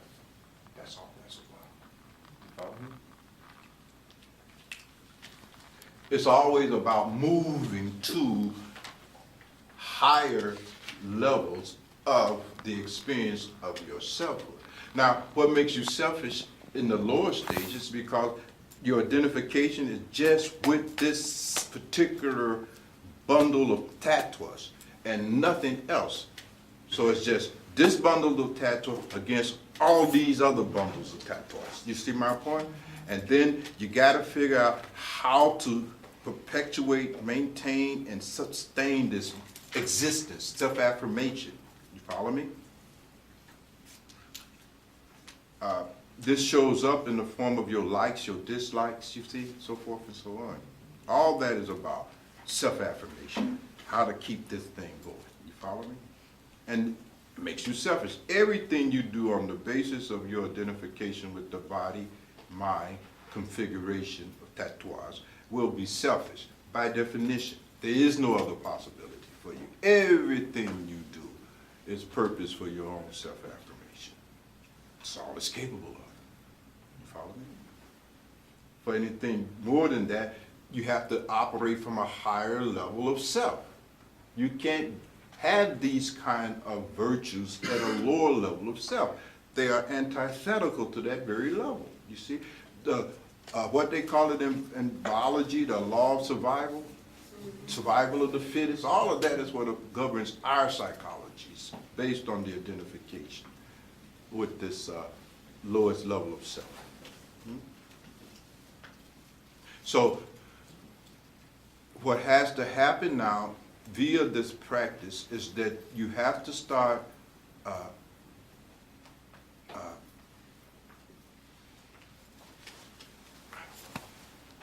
the mystics, they use such terrible examples. The mystics say that the lower self must come under the control of the higher self. That's Dhamma. That's self-control. And self-control is the very essence of the process. But that self-control cannot be external. The self-control that the mystics emphasize is necessary for every one of us is a kind of self-control that is the result of the higher self controlling the lower self. and bringing it into my art. You see? The self, capital S, must control the self, lowercase s. And nothing else can result in self-control in the authentic sense. Any other kind of effort to control that is external to this process will be perceived by the lower self as punishment, and it will revolt, and it will rebel, and it will have its vengeance. You see? The lower self can only be controlled by the higher self. You see? So there's a sloka in Vedanta that says something like, the self, capital S, can be the lower self best friend, or the self with a capital S can be the lower self greatest enemy. True. Your higher self can be your best friend, or it can be your worst enemy. The higher self, The higher self. to me, your work. Yes. If you don't, if you resist submitting to being controlled by it. When the mystics talking about the Sadguru inside, they're speaking of qualities belonging to the higher self in you. You see, even the external guru to us simply reflects much of the same truth that we intuitively are connected with by virtue of the presence of a higher self in us. See, there's a higher self in each and every one of us. The self you are clinging to, holding on to, trying not to change, that's the lowest possible level of humanity to which we can fall. And you're glorifying that shit. You clinging to that low life level of self as if it has some immense value. It has no value. It's lower. You follow me? It's nothing. You follow me? And you're resisting submission to, governance by that higher self that is communicating with you in ways you don't even understand. You can't understand it. You follow what I'm saying? It's not like it don't even talk to you. It's telepathic, intra-telepathic. You see, higher mind talking to your lower mind. You see, you shouldn't do that. What? Who said that? Who said that? You see, refusing to submit to what you know is right. That's the lower self that looks upon its higher reality of being as an enemy. You're fighting basically against yourself. Yeah. You know, you ain't fighting with the devil. You ain't fighting with negative forces, so forth and so forth. You're fighting with yourself. Your internal conflict is a battle between your lower present sense of self, refusing to evolve to a higher level of being. Fundamentally. Your attachment is simply a sign of your refusal to let go of your low level of status and become something truly greater than what you are.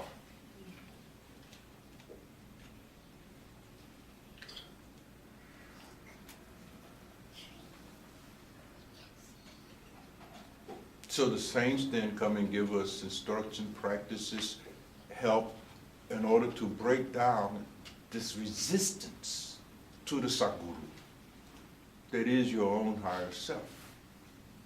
You follow me?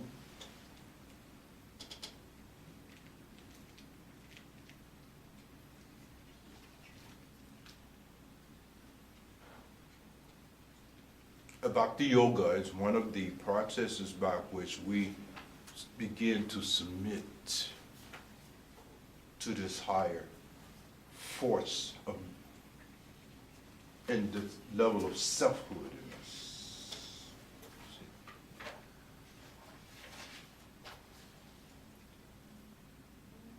And conform, or allow ourselves to be conformed by this higher sense of self in us.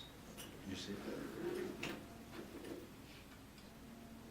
And so to the degree that we can practice Bhakti Yoga, to that same degree, we are able to let go of this lower level of our selfhood and acquire a higher level of selfhood.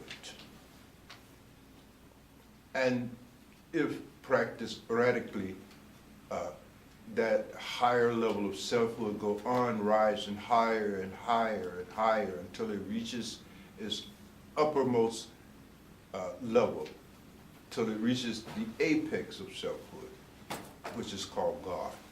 You see? But at every stage of that process of reversal, nothing is lost, as in all processes of integration. You see, we take an atom, and when we move it to its next level, it becomes a molecule, but the atom is not lost. Atoms are contained in the molecule. You take molecules and move them up to get cells, but no molecules or atoms are lost. They're included, but transcended. You see? So you lose nothing, but you gain everything in that process. Are you following me? See? You're afraid to let go of your low level of selfhood because you think if I cease being this dedicated to the desires and impulses associated with this low level of selfhood, if I surrender all of that, then I won't enjoy life. No. Move a little higher, you will enjoy life more abundantly. You see? Much more abundantly, because you have expanded. You see? You're expanded. You see? In every respect.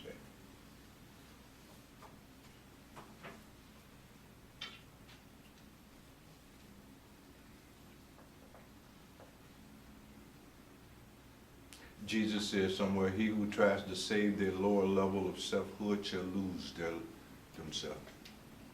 So you see, beloveds, in some sense we are lost souls here. Lost selves. We have lost ourselves in the world.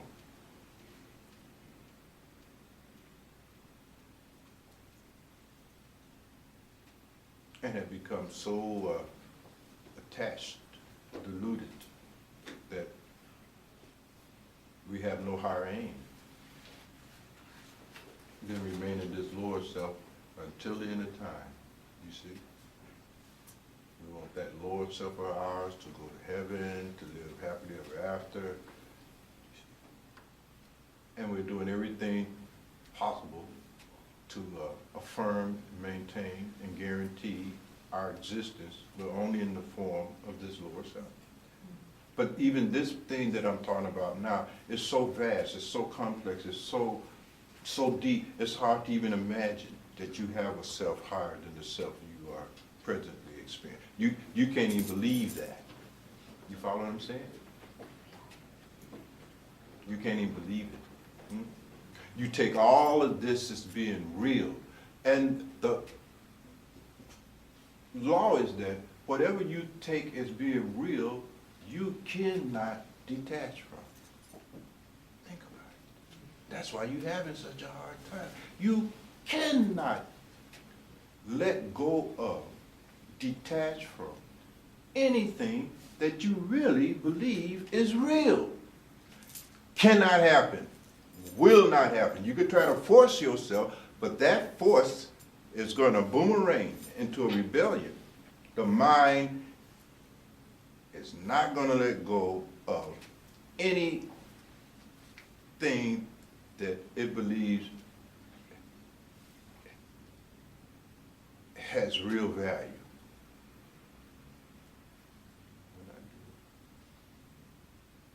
How could you? This is really important to my experience of happiness and satisfaction. I believe that. Ain't nowhere in the world you're going to let that go. Because of the force of the belief in the reality of that. You can't let it go, you see. So these mystics talk of something very hard, you see. He says you are in bondage, right? Here in this sloka. You see the cause of your bondage.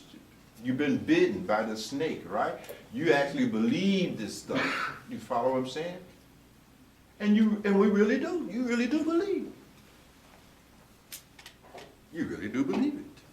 Without this such and such relationship with this person, without such and such possession of this thing, I cannot be happy. You believe that. And as long as you believe that, as long as you take that as reality, there is nowhere in the world you can let go of that and thus move to a higher level of being.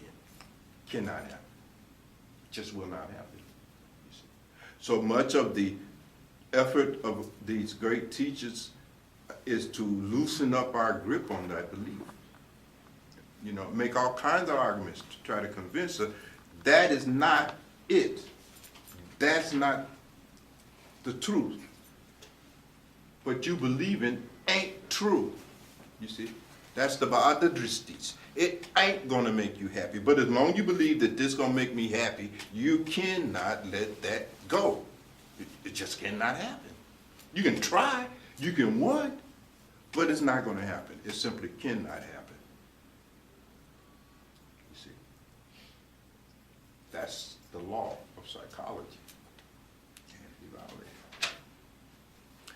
I remember reading somewhere in one of the Radhasomi literatures that came out of Agra. It said something that along the lines that as long as you believe this experience you having to be anything other than a dream, as long as you believe that this experience you have is anything other than a dream, you cannot and will not make progress.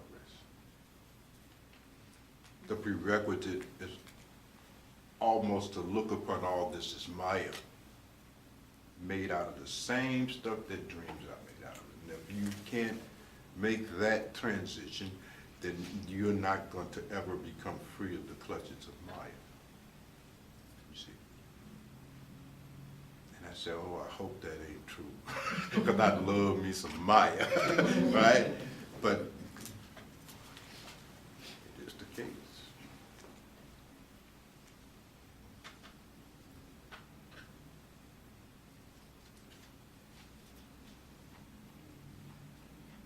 And the mystics, to motivate us, they say, okay, let's try another way.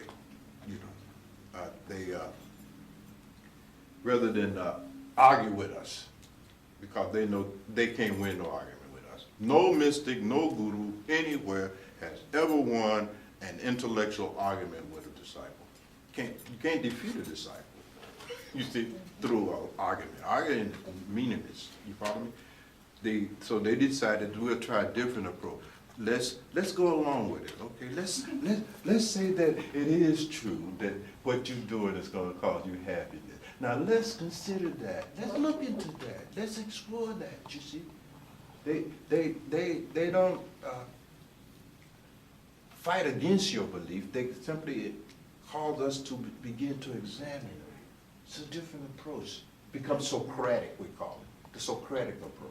Enter into dialogue. So, okay, let's look and see. Let's look and see. Let's examine the quality of your lowest level of selfhood that you are clinging to. Let's examine the quality of it. Let's look into that. What is a life lived at the lower level of selfhood really like? How did that feel? What's really going on in that condition? Let's look at the condition. They say, okay, let's look at your condition.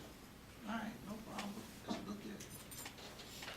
And they sort of guide us into a investigation and reflection on our condition in this lower level of our selfhood, you see.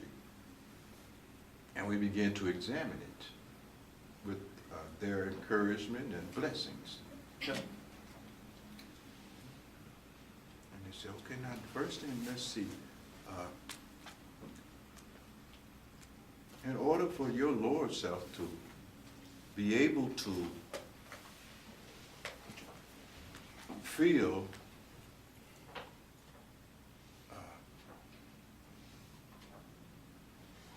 comfortable and satisfied and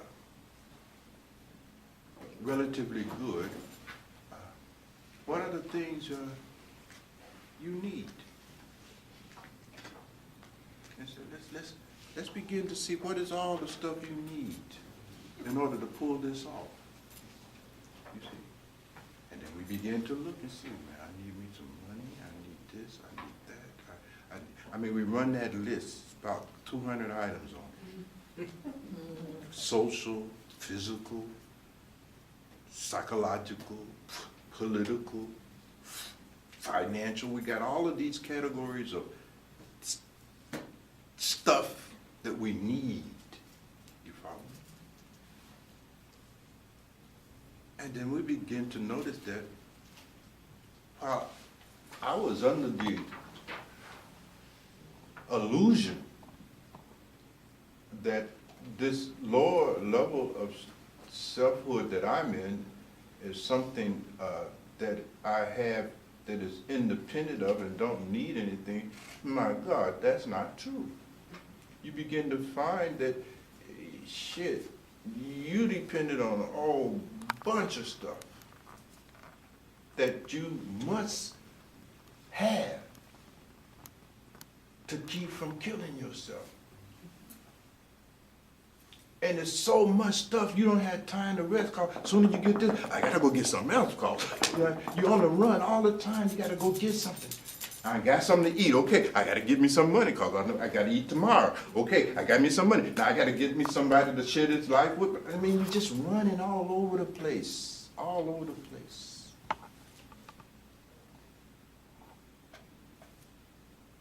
You find that this level of selfhood, called ego, is a very incomplete state of being, where you don't never have enough of what you need. That's what our desires are. Our desires are our pursuit of what we need in order to feel complete. And there are millions of them. Okay? I guess what I'm saying, beloved, is that what happens at some point is that these mystics spit in our soup. You know what I'm saying? They show us, this is what you planned. You follow me? And we see it. And that seeing sparks the process. That's seeing now creates that mumukshava. See, there has to be something in you that want to rise to a higher level of selfhood. Otherwise, how would the process begin in earnest in you? It will not.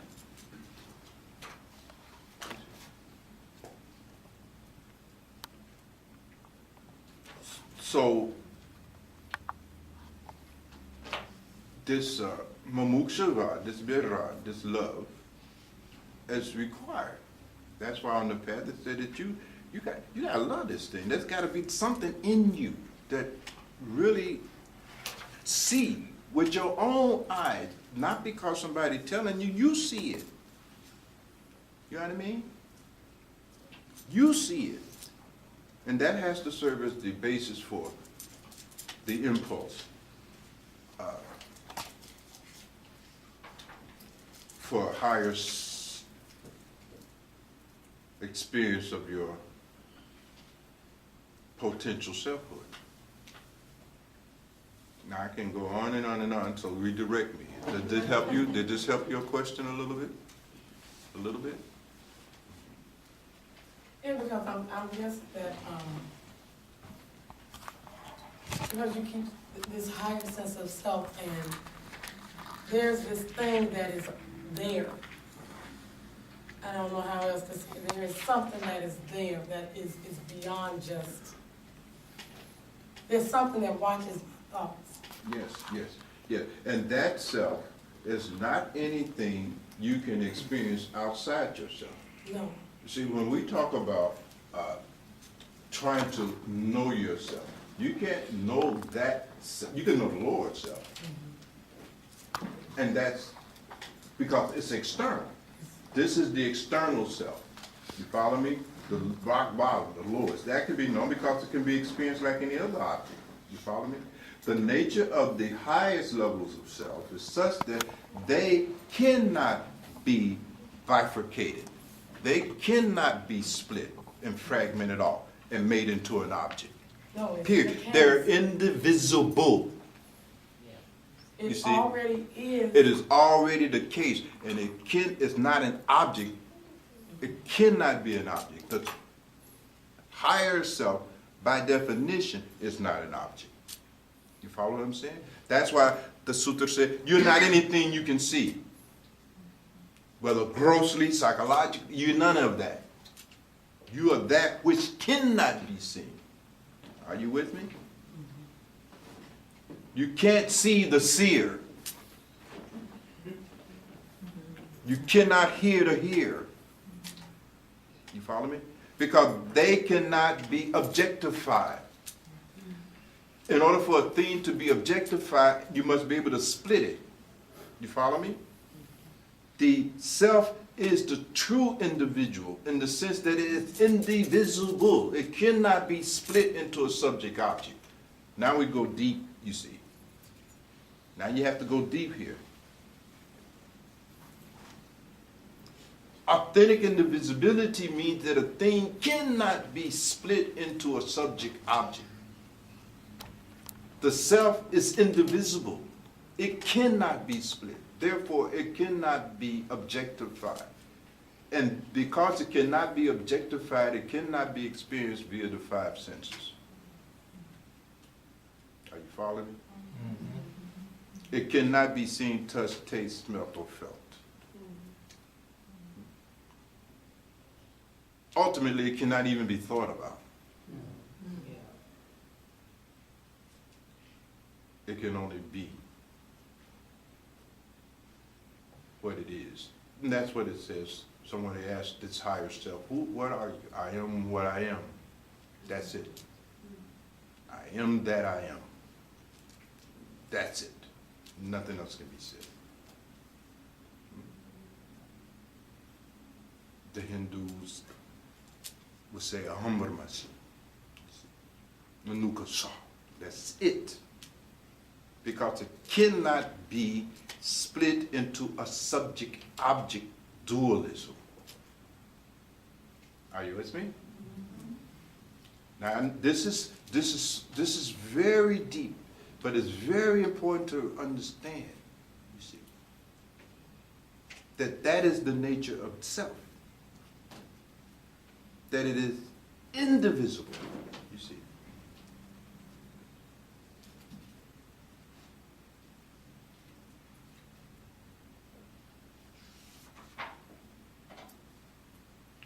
And this has tremendous implications because of its indivisibility, you see. It cannot have the experience of something being other than itself.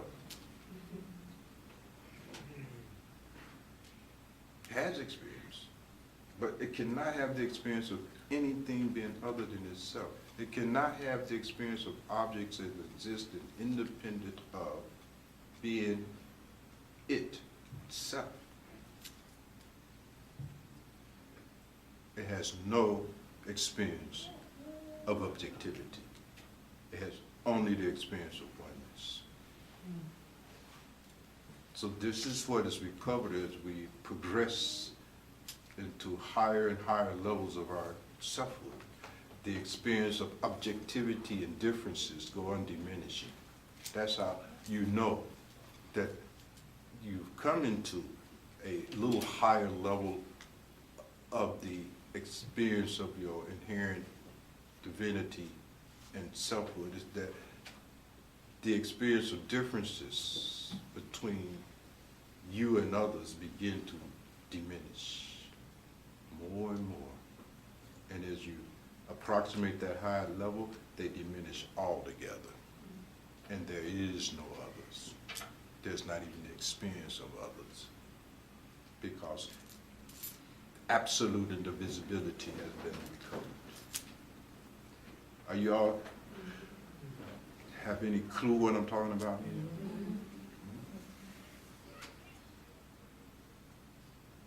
So we have to, like King Janaka, hear someone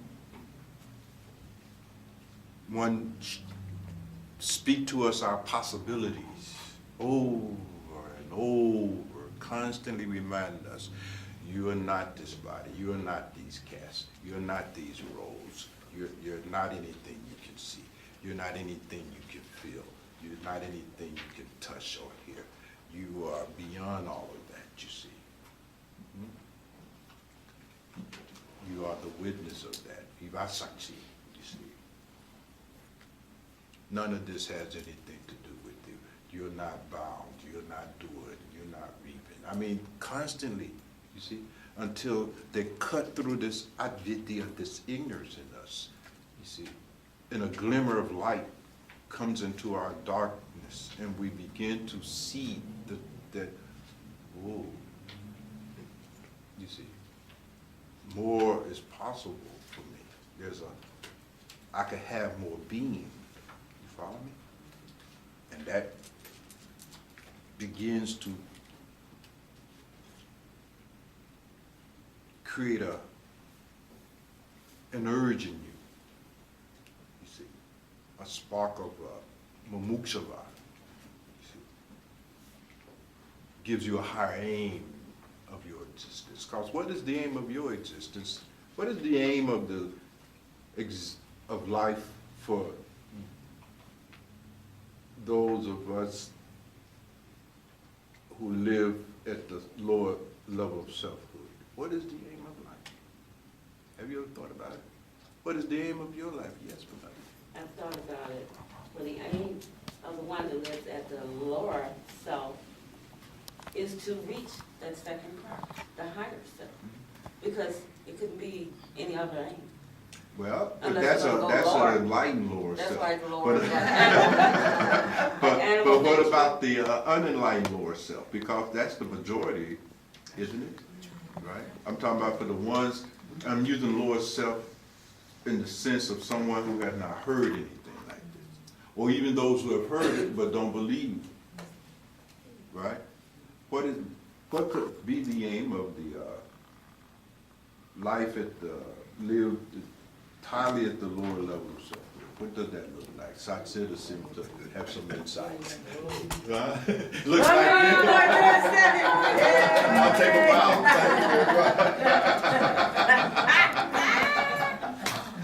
I would just say sensual gratification Yeah, all the basically. way around. Yeah, sensual gratification, you see? That's about it. You see? Dealing with hunger, thirst, heat, cold. Right. Question.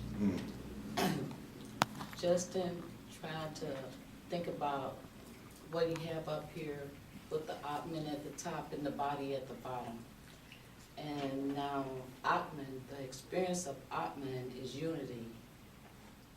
And that you said it was like nothing is other than yourself. Right. And the experience of this body, the experience of my body, No. when I go out and become misidentified with stuff, I mean, that's tight too, but the only difference is others when I'm at the level of body, and I just can't imagine this Atman level of unity. Right.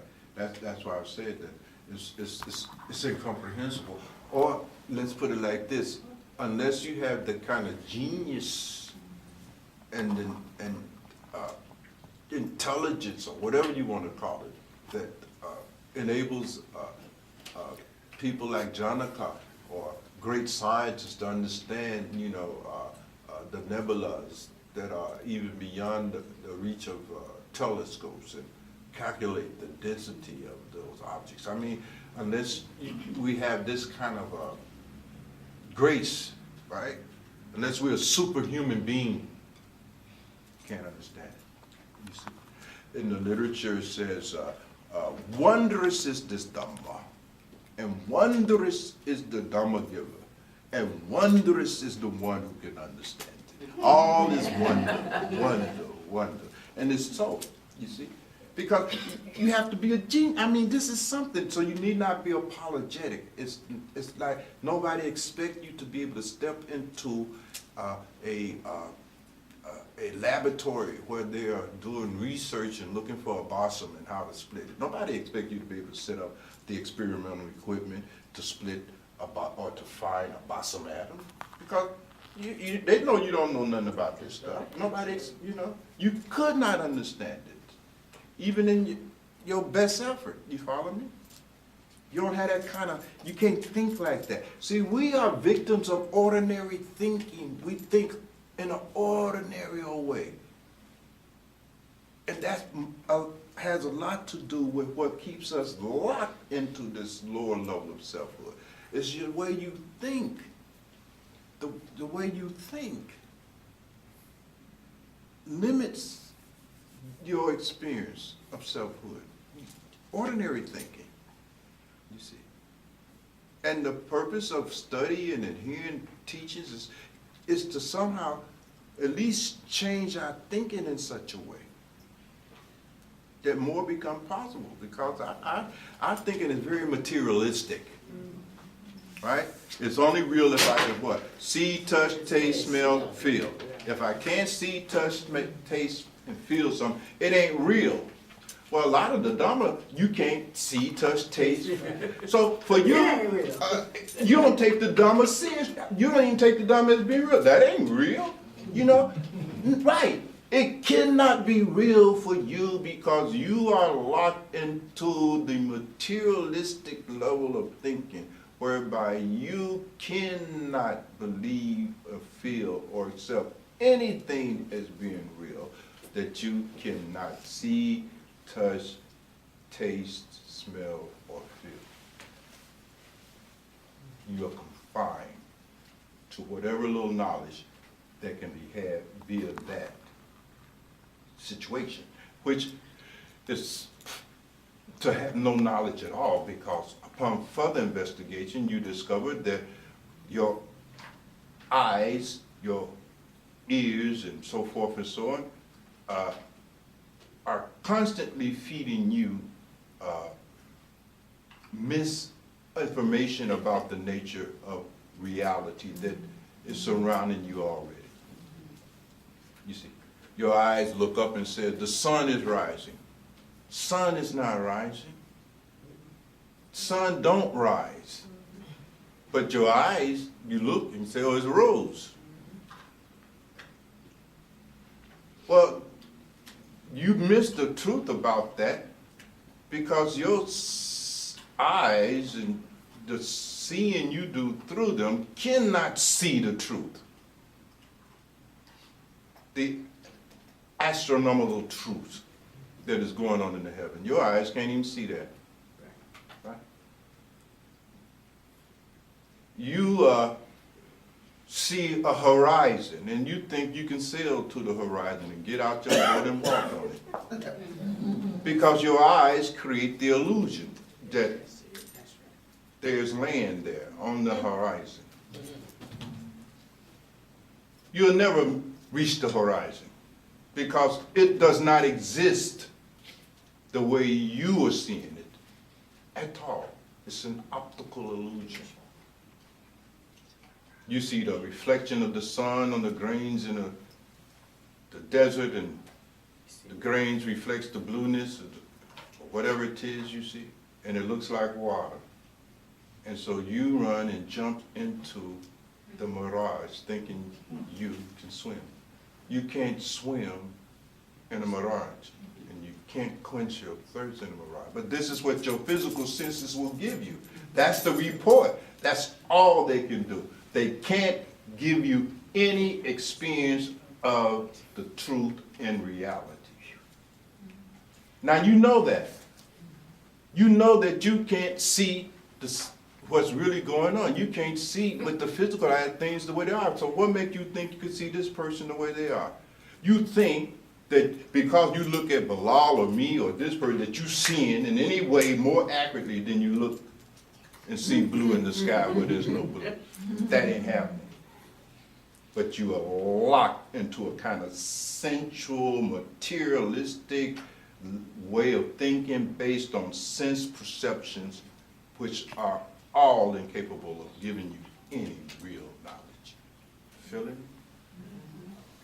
Yet you believe that what you are seeing and experiencing is the truth.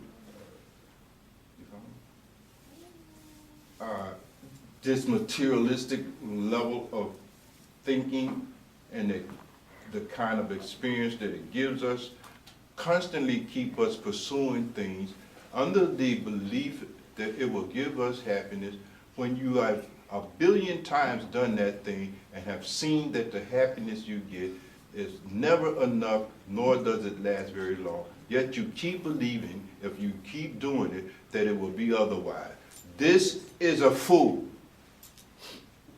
The Dhamma cannot be understood by a fool. That's how we know it's the Dhamma.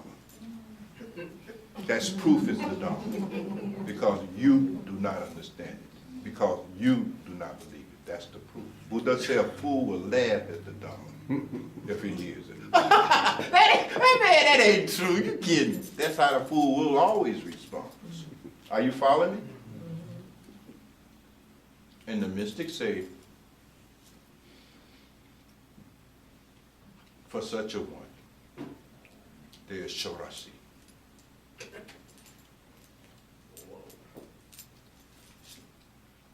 There's Shorasi. They don't even aim their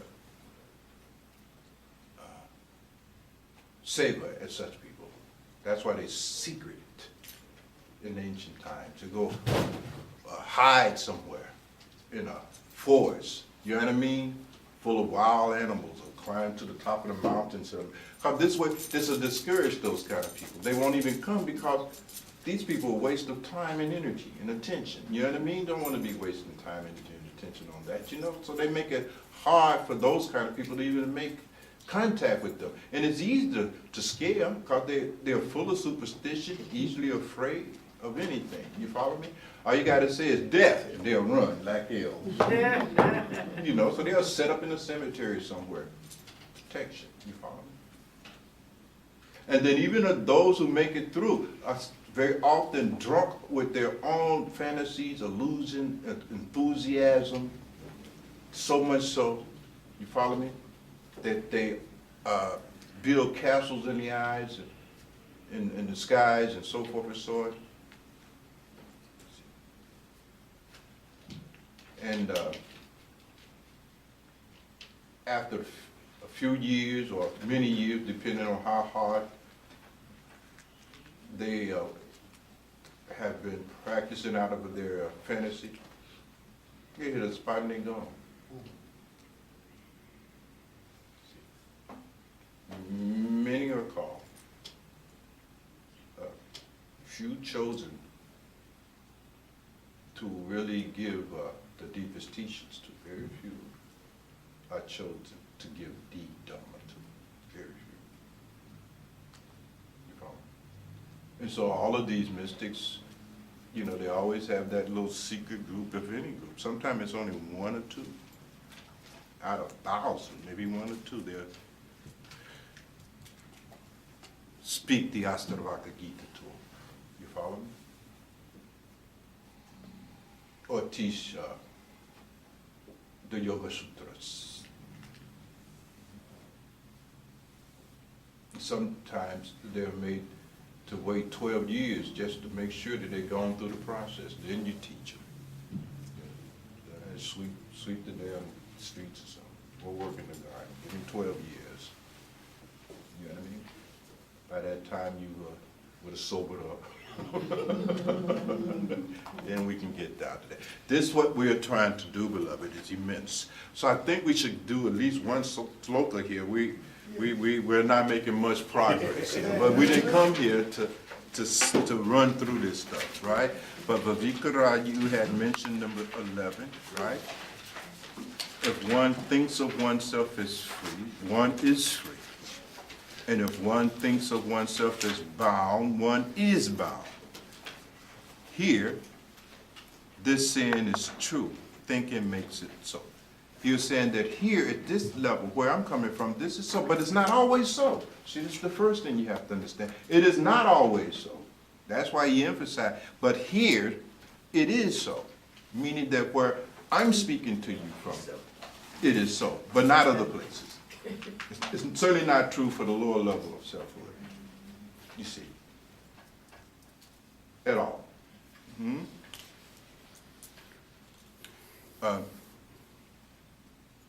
Again, this, if one thinks oneself as free, what does that involve? How do you think of yourself as being free? First of all, that must mean that you must have some ability to control how you think, don't you think? Because if you don't have any ability to, and any control of your thinking, how you gonna think yourself as being free? You won't, you can't. You don't have any control, but what does that mean? Consider that. If one thinks of oneself, and what is this oneself that he is talking about? Is the oneself the body? Is he talking about that? Is he talking about if you think the lower self is free, the lower self is free? Do you think that's what Ashtavakra is saying to him?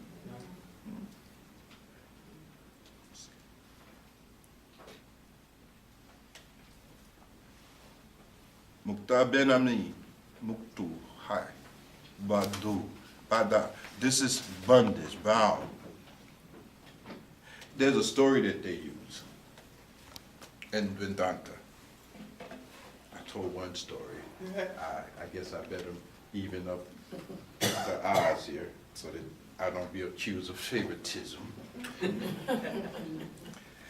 But there's a Vedanta story that illustrates this point that Ashtavakra is trying to make to Janaka here. And it's called, it's the story of the 20 donkeys. You might want to, it's a story of a guy who was a fisherman, you know, and these fishermen in those days would load all their gear up onto these donkeys, and then they'll go down to the river and load the donkeys and spirit their nets. And you all can get the picture in your mind, right? So this particular fisherman had 20 donkeys, right, that he will go out and load them up and go make his haul and load his catch back and bring his donkeys back to his home and put them in their stables and so forth. So this particular night, he brings back all of his 20 donkeys, right? And he begins his ritual of tying each of them up. You know what I mean? Make sure they don't run off at night. So he started tying them up, but he noticed that he only had 19 shackles, but he got 20 donkeys. Now what to do? What to do, you see? And so he was sitting there pondering, and his neighbor happened to see him. He says, what's the problem? He said, man, you know, I only got 19 shackles. I got 20 donkeys. So one of them I won't be able to tie up, you know, and I can't afford to lose one donkey, you see. And the guy said, I'll tell you how to handle that. I know how to do that. He must have been talking to my daddy, because my daddy knows how to fix any problem any human being ever had. So you need to know what to do. See my daddy. So my daddy told him, he said, I'll tell you what you need to do. He said, you tie all those other 19 donkeys up, shackle. And with the one you don't have shackle for, pretend you're shackling it. You see? And the guy said, okay, that sounds good, because, you know, That might work. What the hell I got to lose? You know what I mean? I don't have to shackle. So he shackled him. He shackled this one over here. Clink, clink, clink, clink. And and then he went over there and did a false clink, clink with this donkey, right? And the next morning, when he got ready to go out to work, he checked on his donkeys to get them all 20 of them donkeys were there. All 20 of them. So he begins to unshackle them, right? So, you unshackle one, hit him on the butt, get on out there so he get loaded. Unshackle another, hit him on the butt, get on out there so they can get loaded. And so forth. So he gets down to this 20th donkey, right? You see? And he just hit him. Get on out there. Donkey ain't moving nowhere. I said, get out there, donkey. Donkey didn't go nowhere. Stop beating the donkey. The man said, my daddy said, oh, what you doing? You gonna kill the damn donkey. He said, this donkey won't move. He said, he ain't even got no shackle on him. The donkey won't even move. I want to kill this damn donkey. Move, donkey, move, donkey. He said, that ain't how you do that. He said, get down there and pretend you're taking his shackles off. Get that and hit the donkey. Donkey ring. This is what Ashtavakra means. Remove the invisible shackle from the deluded devotee and smack them on the head and they'll run. But as long as you think you are bound, you are bound. You're like that 20th donkey. You see, because what bounds you is your lack of understanding of your true nature. This is what bounds you. This is what prevents you from thinking that you're free. You follow me? You think you are this self that is identified with these tattvas that you call my body. And because you believe you're that, you're shackled. You believe that your pervasive nature as air is shackled in this body. And as long as you think you are shackled in this body, you remain shackled in this body. You see? Something has to happen to cause you to stop thinking like that. So a trick has to be played, you see, for your thinking to be changed. You follow me? And so this is what Ashtavakra has been telling King Janaka up to this very sloka here. He's been telling him the same thing. You're not this, you're not that, you're not shackled. He's unshackling him. He's taking all that down, but he's got to go the way that is consistent with how it got shackled in the first place, you see. He's got to change that thinking. You follow me? And then he can explain to him, you see, you was only bound because you thought you were bound. You actually thought you were only this body, mind, this biography, this sensations, feelings, emotions, thoughts, memories, opinions, blah, blah, blah. So all of that must be taken out of the mind, you see. If one thinks of oneself as free, one is free. That 20th donkey, after he heard that, he thought of himself as what? Free.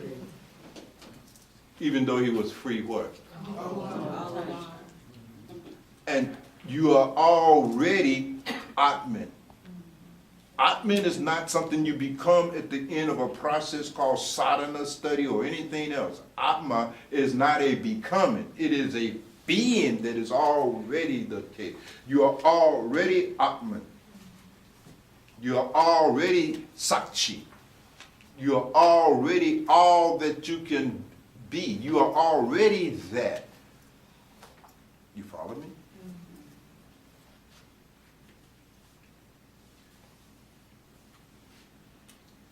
But you think you're not. And therefore, you're not. Now, a Janaka, that was enough to understand. For us, that's never enough. Because remember, we can't connect knowing to being. We're not fortunate like Janaka. You see, The guru, the saints can come and tell that all day long. You see my point? Tatomasi, you're not the body. You are the Atman. You are pure consciousness itself. You are the Shakti. You are the only witness in pure consciousness itself. You know what I mean? And they tell us that all day long, right? And we'll tell them right back, I know, I see what you're saying, man. I understand. And they keep right on standing there and not moving nowhere. You see? And life will beat us, but we still will not try to become enlightened. We will still not try to get out of this stable of the world. You know what I mean? Life tearing your ass up, but you don't want to leave. I don't want to die. You see? Humorous, but tragic. Don't you think?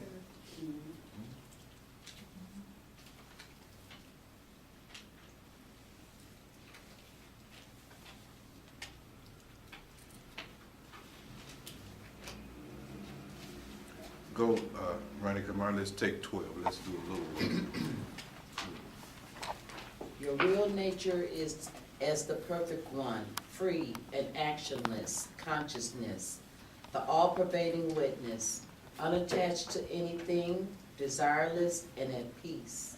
It is from illusion that you seem to be involved in samsara. Right, John.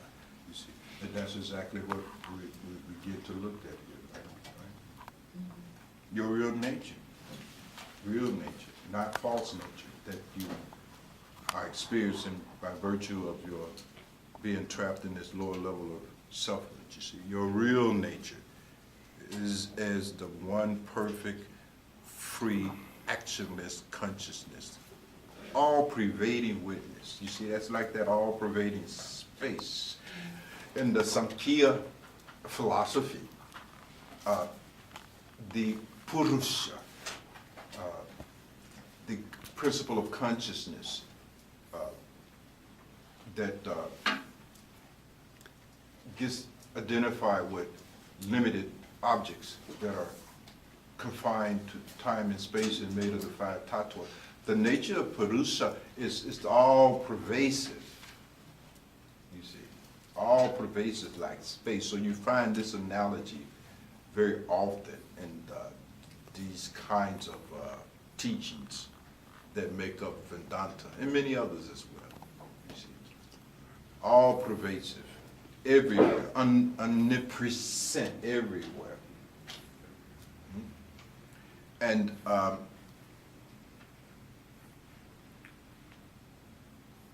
that is our real nature. Our real nature is omnipresence.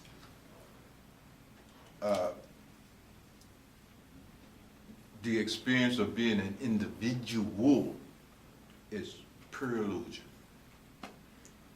pure maya, pure ignorance. But on some hand, and in some sense, you see, this is where you're trapped. You're trapped in your individuality. Your problem is that you are clinging to individuality, thinking that individuality is your true nature. Ashtavakra is saying individuality is not your true nature. How can individuality of space be the space in a jar? What kind of nonsense is that? Only a fool thinks like that, but then again, we've already confessed we are those fools. Because we are doing exactly that. Psychologically and emotionally, all that you are doing is clinging to your individuality, your sense of individuality. The sense of individuality is the definitive essence of lower selfhood. It is the defense of lower selfhood. You feel that you are a unique individual, your individuality. Me, I'm an individual. That's the illusion. That's the thinking that keeps you bound. That's the thinking that must be overcome. That's ego. Your ego is your experience of your individuality. That's what ego is. You see, the experience of individuality. Now, you have to begin to really appreciate now the test of spiritual development and is confronted with overcoming an almost inconceivable obstacle, which is your sense of individuality. You can't even believe that this sense of individuality is an illusion, because you actually feel you exist as an individual. But that's because the Atman has gotten absorbed in this process of contact via senses with this body and has been dragged into it. And thus you are able to have the experience of a Sangoham, I am.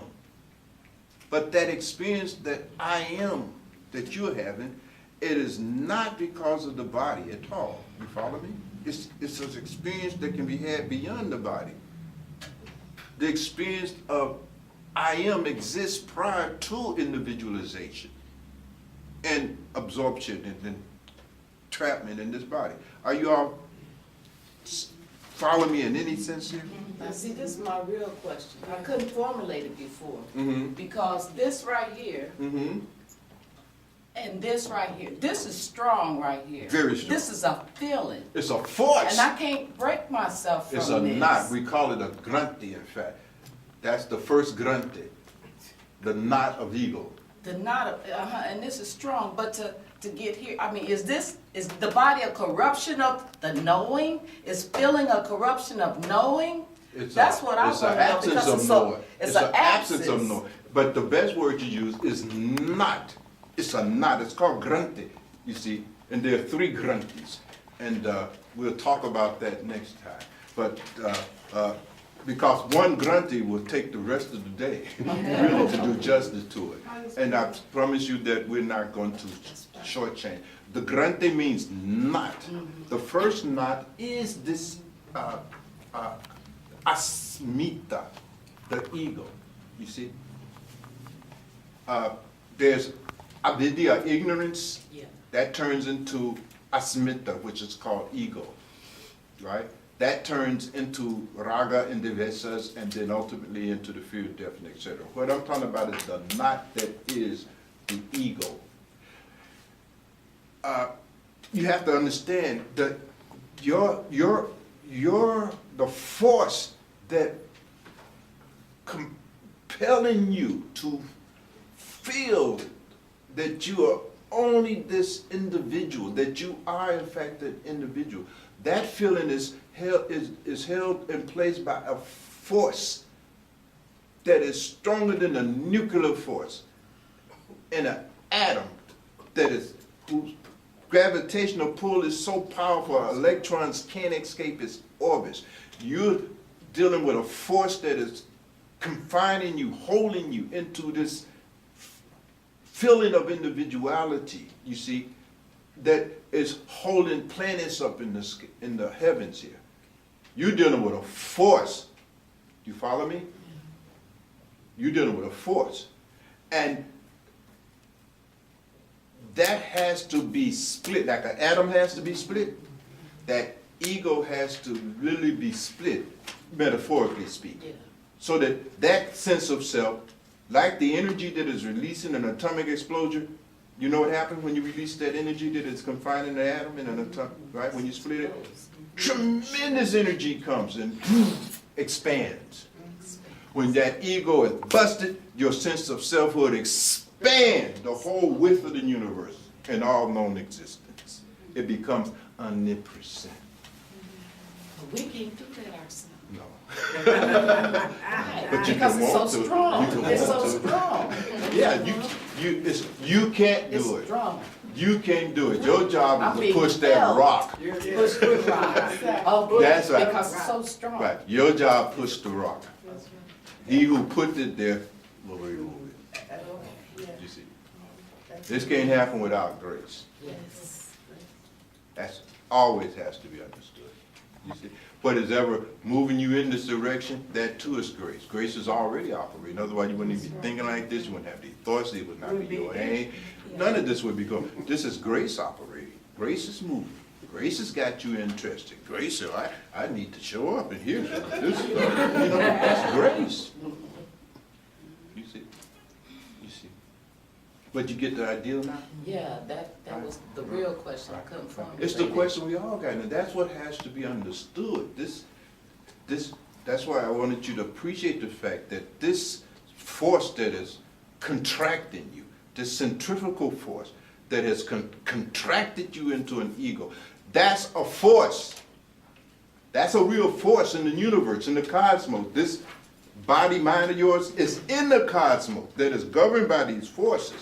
And that force that is holding those atoms in that chair together to keep them from splitting off is holding you into the illusion of being an individual. And worse, you don't want to be anything other than an individual. Now it's bad enough that you're a slave, but I don't want to be free. Now what can be done? You're cooperating with it. You follow me? But you're right. Psychologically, it is very, very difficult to even psychologically. I'm not talking about ontologically changing your condition, but I'm saying psychologically and emotionally to be even willing to transcend and let go of your individuality is more than most of us can psychologically bear. Just the very thought that I would have to compromise some of my individuality is enough. In fact, the moments you feel threatened at the level of your individuality, that you bag up. You don't cross that line, because if I do too much sadhana, and we always got to try to strike that balance, you know, to make sure that we don't do too much sadhana that's going to destroy our individuality. You know, if I find myself doing too much, I got to stop meditating for 6 months till I can get back to my regular level of individuality. You see, then I might do a little more, but you know, it's regulated. Individuality is the first granti, the first knot. The second knot is kamma, K-A-M-A, kamma. You see, likes and dislikes, that's another knot. Because there's a gravity with that too. You follow me? You just like what you like, shit. It ain't nothing you can do about it. You know what I mean? We have to feel like that, you see. And then, of course, I did the knot of all knots, you see. But this is where we got to work. I think our time is up. At least we got 2 new slokas done. We're doing pretty good. We need about 15 more lifetime. We've been making this thing. Okay, very good. So homework as usual is always to keep on, keeping on, and hopefully take away from here today something to keep you inspired. That's the whole purpose. Because this that you all are trying to do, this is hard. In the whole entire history of humanity, very few people have pulled off what you're trying to pull off. This is really, really the epitome of human endeavor. What you're trying to do is almost impossible. Really, almost. And requires each of us to become superhuman. So this is what we're up to. So don't be naive here. With that said, we have prashad. So let's come quickly for prashad. Okay. Rajavita, you have prashad music for anybody? Anything in particular? Good. Make sure he falls home.